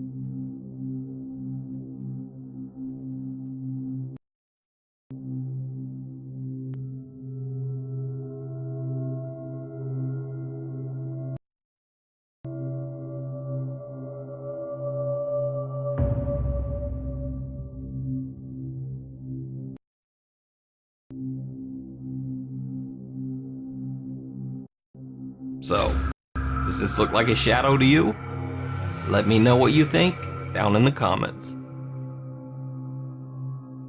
Damn good. So, a YouTube user named SarahMai12 had posted videos online of his kitchen pantry door apparently opening on its own in the middle of the night, as if pushed by some supernatural force. Many YouTube commenters believe the video to be a hoax. The story goes that there was a particularly vocal critic of SarahMai12's videos named John, who wrote over and over that the videos were 100% absolute fakes. So, SarahMai12 invited John over to take a look for himself. This is what happened. Hi, I'm John. It's day 10, 12:03 a.m. Still nothing happening.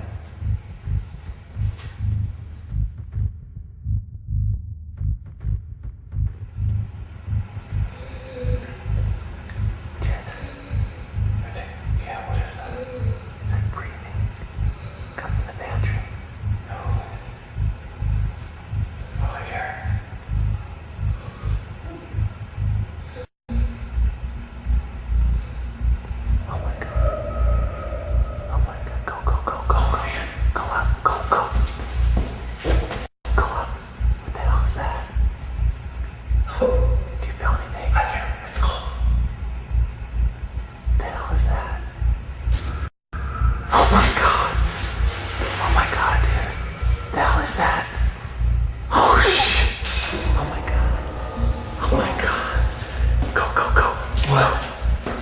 Go, go.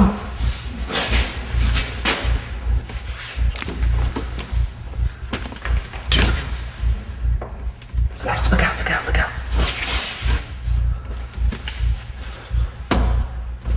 Oh my god.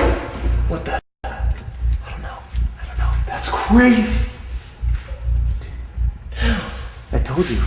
Let's get out of here. Let's get out of here. Go, go. Was something in the attic. A man begins hearing strange noises in his house. This continues for weeks. Then one day he actually catches a brief glimpse of a strange human-like form in his hallway. Now believing that his house might be haunted, the man begins filming whenever he can, hoping to catch a ghostly encounter on tape. A couple of weeks later, he returns home from work to find one of his dogs cowering under the bed for some unknown reason. He immediately grabs his camera and starts recording. He tries for 45 minutes to coax the dog out from under the bed, but no matter what he does, the dog will not emerge from its hiding spot for more than a few seconds. Strangely, his cat also seems to be a bit upset.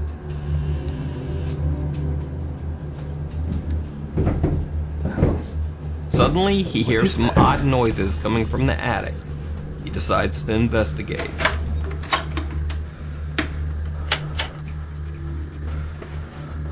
When he climbs the stairs to the attic, he finds that items that had originally been stacked neatly in place are now strewn on the floor. He sets his camera down to investigate, and this happens.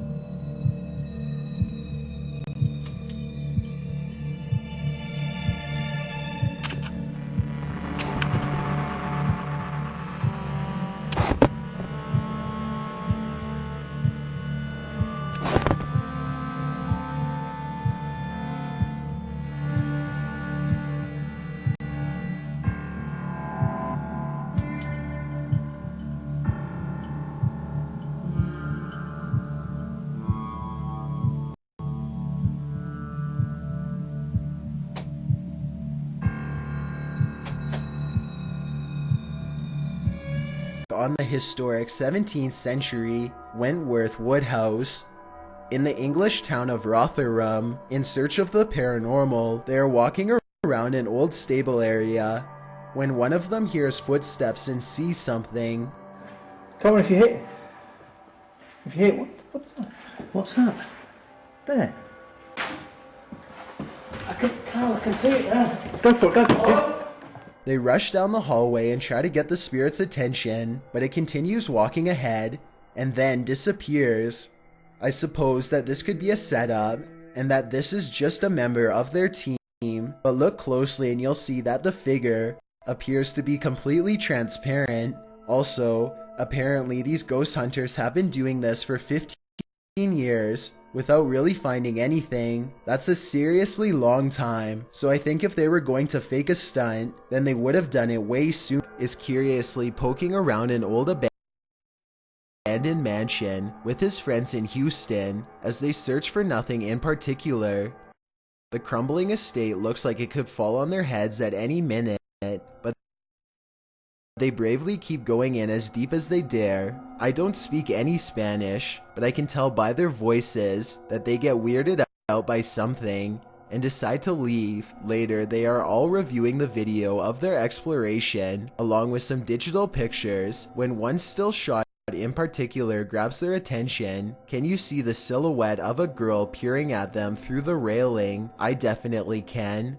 Another YouTuber named Luis Gomez says that he went there too, and that his camera picked up 2 children standing in a doorway looking at him, much like the photo you just saw. But this story gets much weirder than that. There's a bunch of text at the end of the video that says someone met their end in the house. Nobody was able to find the person responsible. I wasn't sure if I believed this story, so I did some Googling, and I managed to find the exact same text on a Houston police blotter.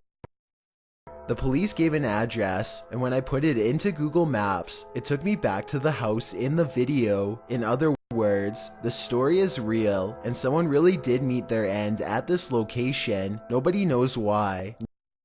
Needless to say, Hugo Blog has not been back since. Goofing off one night while aimlessly driving. I can't play the clip with sound because the song is copyrighted, but pay attention to the baby seat in the back. It starts out obviously empty, as you can see here in the beginning. However, sometime during their singing, something slowly materializes behind them. Let me know if you can see a ghost child at this point.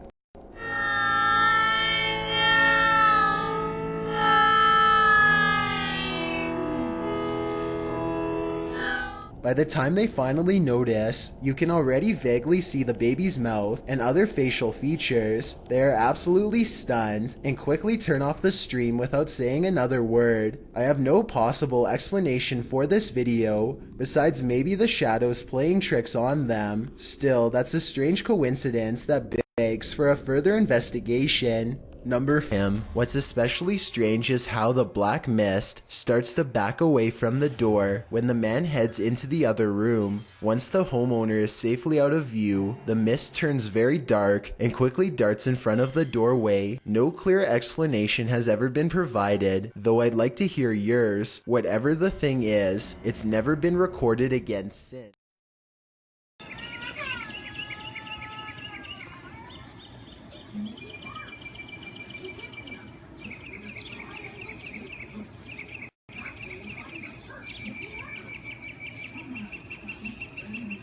That shit is crazy.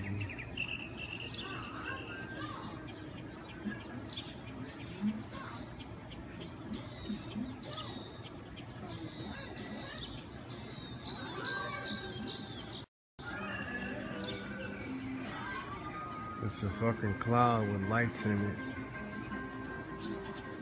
Moving weird. I've never seen no shit like that.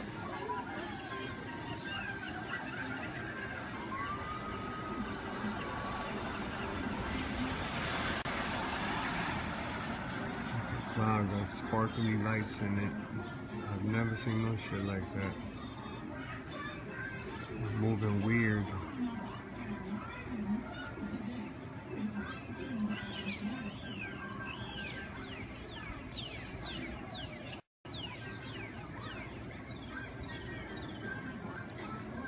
Now you see them sparkling lights in it.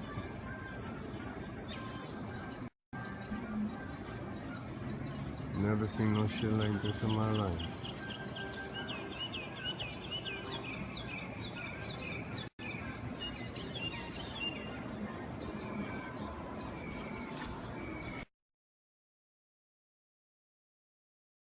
Captured in the Malaysian hotel, we can The shopkeeper says she is baffled by the footage, but has not changed her skeptical views on the paranormal, although she admits she has no idea how to explain it.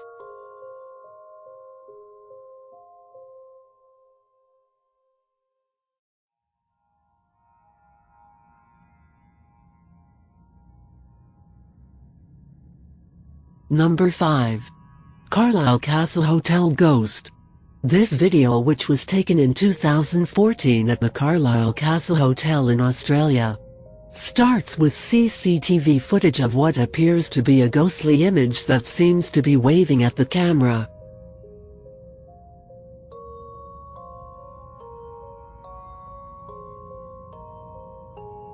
It then shows a male worker opening a fridge, and at the same moment we can see 2 glass bottles falling out of the shelf behind him.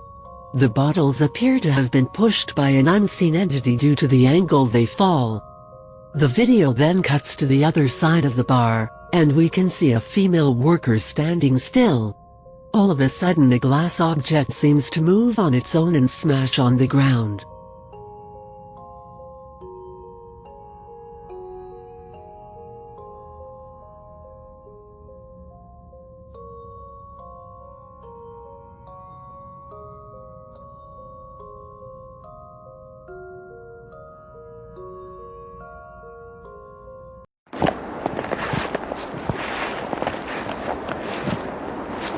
Тарзан!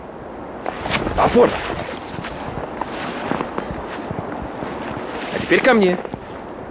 Ко мне, Тарзан. Ко мне, я говорю. Тарзан! Тарзан, я сказал, ко мне! Тарзан, ко мне!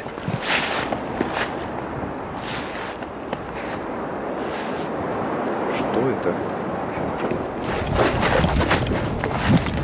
Тихо, тихо, Тарзан. Тарзан,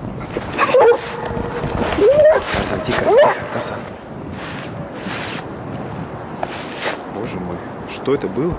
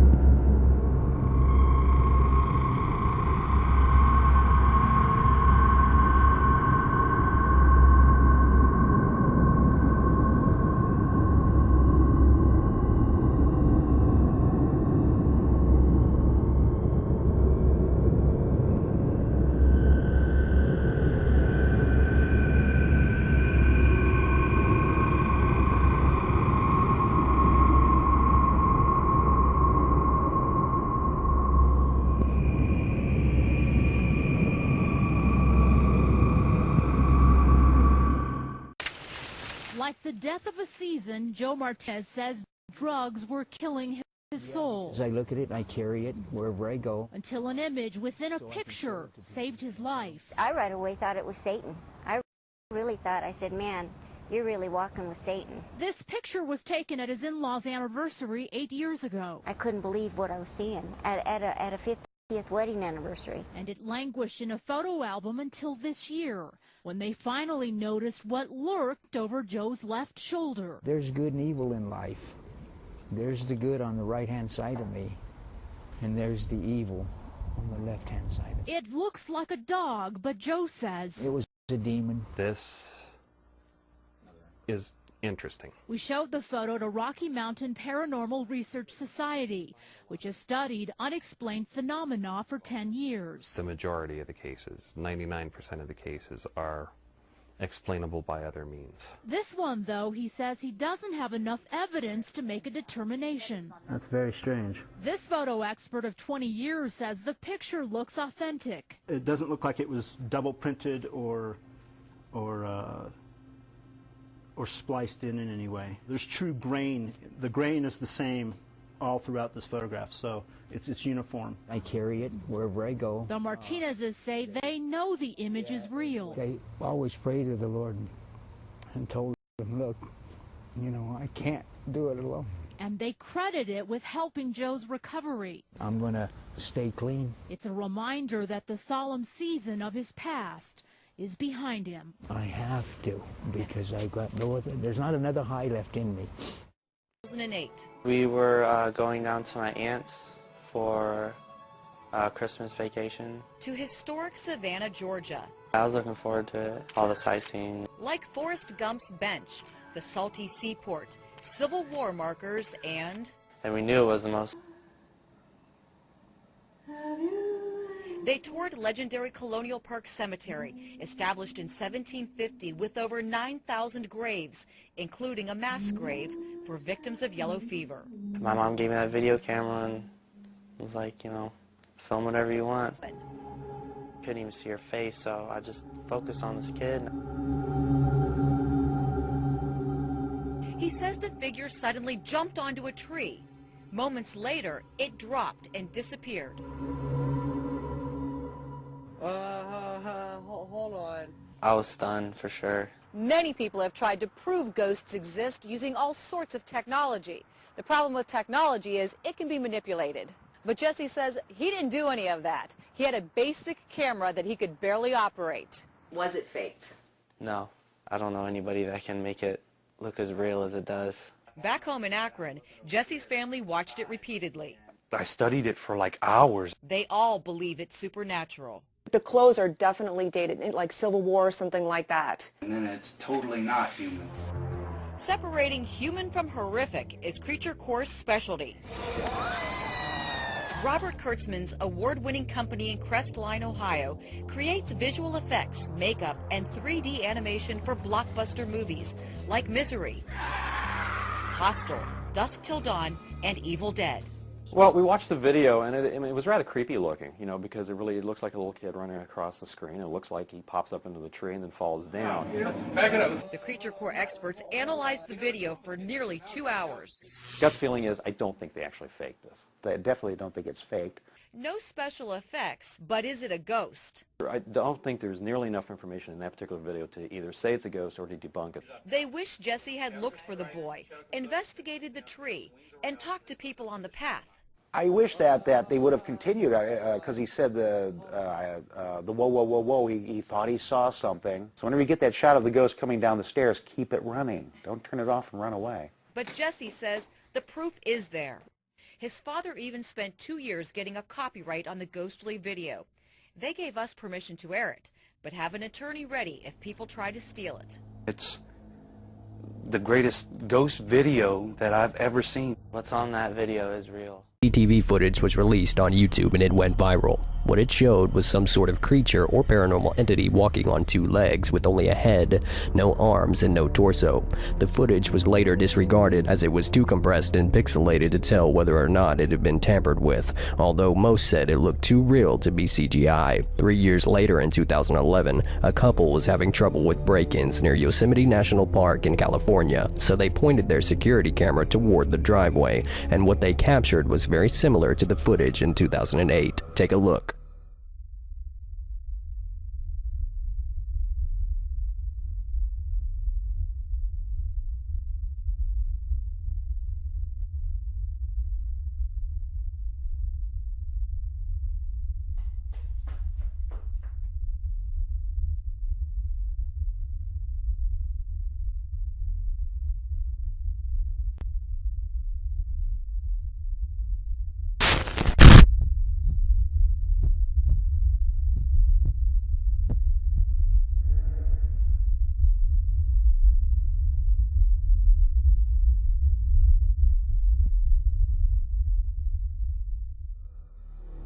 Still don't believe?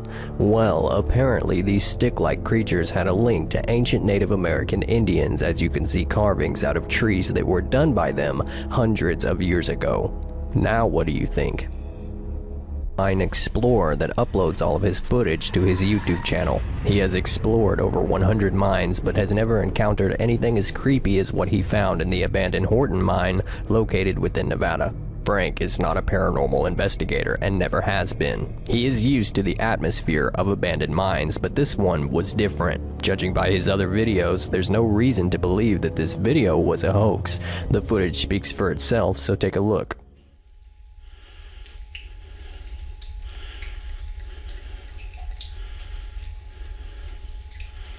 I don't know why that one chain is swinging back there. Don't know if you can see that in the video or not. Yeah, this mine definitely has a very spooky vibe to it. So I'm going to head back out and check out the other stuff that's here. This is just too wet and too muddy. And obviously something is making the chains swing. So time to get the hell out of here. Now, if that wasn't weird enough, the following year, Frank went back to the Horton mine and ventured in deeper. What happens next, whether it's real or not, is for you to decide. There's the ore pass with all the cascading water, and what the fuck is that?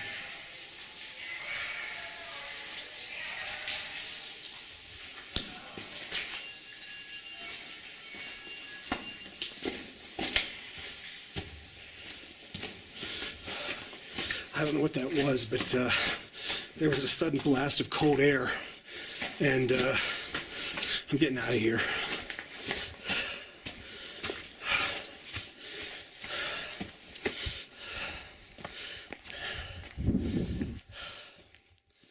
In Mexico, it shows a man exploring a cemetery around 1:30 a.m., searching for a ghost that is rumored to have been spotted there on numerous occasions. He gets his wish. No sé si es cosa mía. No me estoy viendo algo ahí.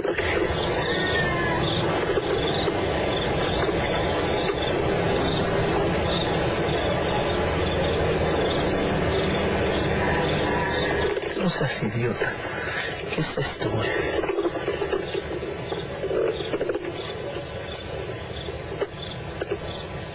No está nada lógico una niña llorando en un cementerio a las 12 de la noche. Bueno, más.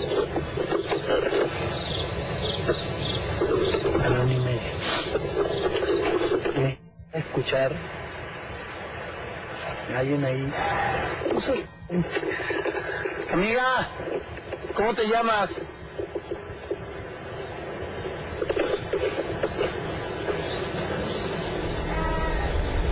Amiga. Niña. Ay, no seas imbécil.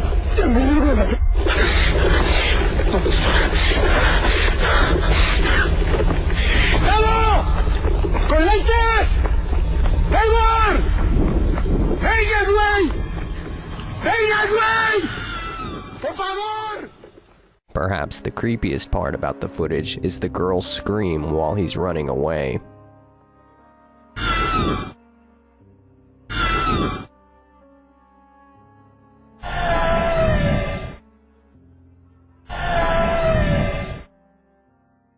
Is so realistic, and it's definitely how I would have reacted too. What the video shows is a man opening a door that leads to some sort of corridor.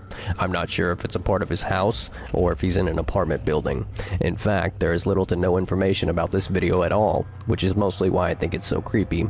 What the man finds outside his door can't be explained. Take a look.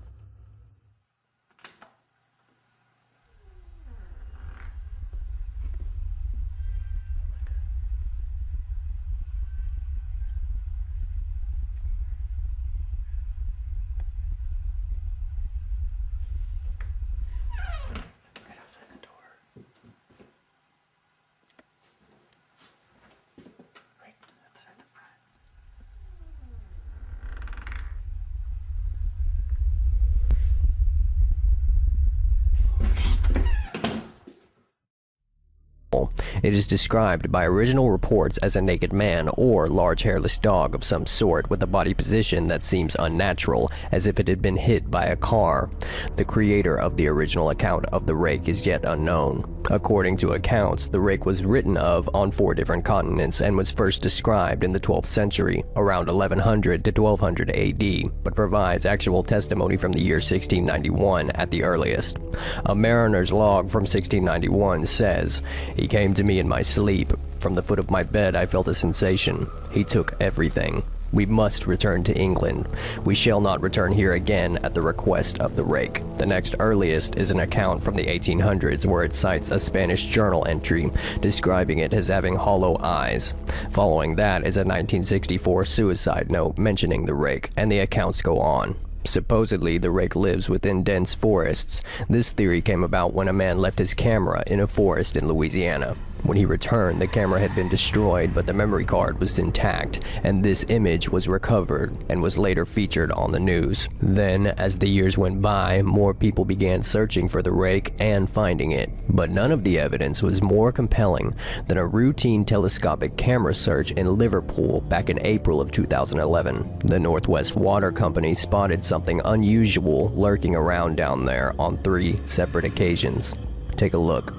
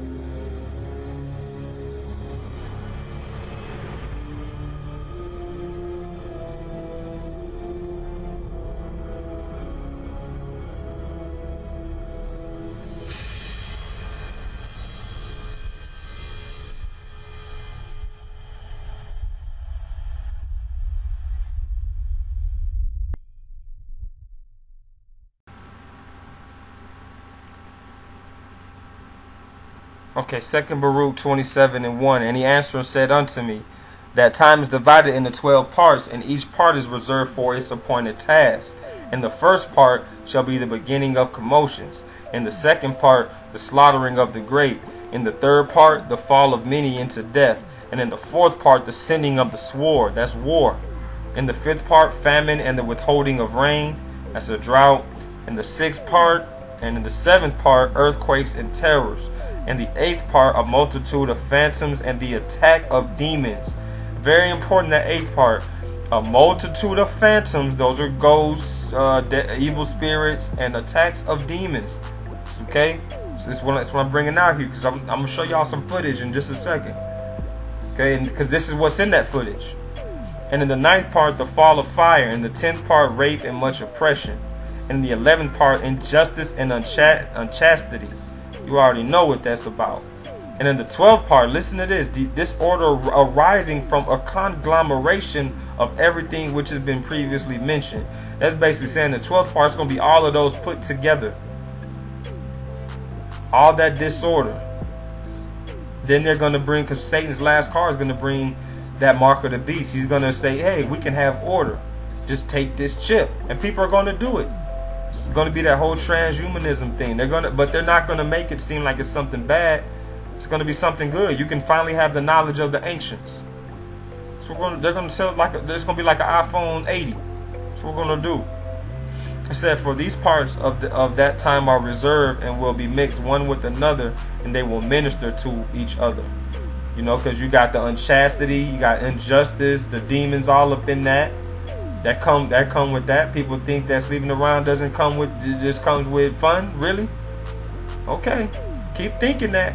You're thinking that, oh, you can just go out and keep, you know, living this lifestyle of clubbing, getting drunk and partying and doing and just basically just throwing your life away. You're going to see that stuff is going to get real quick, man. Stuff is gonna get real. It says, as in the days of Noah, that they were partying, eating, drinking, giving in marriage. It's gonna seem like everything is cool. Then you're gonna start to see, oh man, all them so-called conspiracies was true. Why hasn't your government sent you a pamphlet on FEMA? They sent you one about Obamacare. They haven't sent you one on FEMA. You don't know what FEMA is. Do you know what the NSA is? A lot of people don't know. They don't know what HARP is. And this ain't just a conspiracy. These are structures. You can go touch them. The Georgia Guidestones. What do people do? Some people spray painted FU and all that on there, which I feel that. Maybe not the language, but I feel what they saying. You did. But you got people that go there and take tours and go there and take pictures in front of it. A big statue saying we're gonna kill all of y'all. This is what I'm saying, man. This time is mixed with so much madness, and we got so much technology, and everybody's chasing pleasure, man. Lovers of pleasure more than lovers of the Most High. That's why it says here, for some of these parts will withhold a portion of themselves while taking from others, and some will accomplish their own portion as well as that of others. Hence, those who live on earth in those days will not understand that this is the end of times. People not going to understand it, man. They're not going to understand that Satan is letting loose all this on the earth, but it's not like he's not defeated. But if you go over there and party with the loser, then you lose. You know what I'm saying? That's how that goes. So choose life. You have a choice. Because these people is building bunkers. They building all this. They buying up guns and vests. I don't know if you ever heard of DUMBs, but if you haven't, deep underground military bases, go look them up. These people got, I think they said that there's 8 stories. I believe they said 8 stories below the White House. And it might be more. That's what they said. This, from the drawings and everything. And I know they have it. I mean, come on, think about it. They got this stuff under Denver Airport. Why wouldn't they have it there? I mean, it's deep, y'all. It's deep, But if you only worried about what color the Kardashians' next car is gonna be, then you're not going. Like I said, you will not understand this is the end of times. You know what I'm saying? A lot of these things that we give a lot of attention and time to is nothing but a distraction. And Satan wants to win, and he's desperate. He'll do whatever. But one thing, he can't force you. The Most High can't force you. You make your own choice. Remember that. Shalom.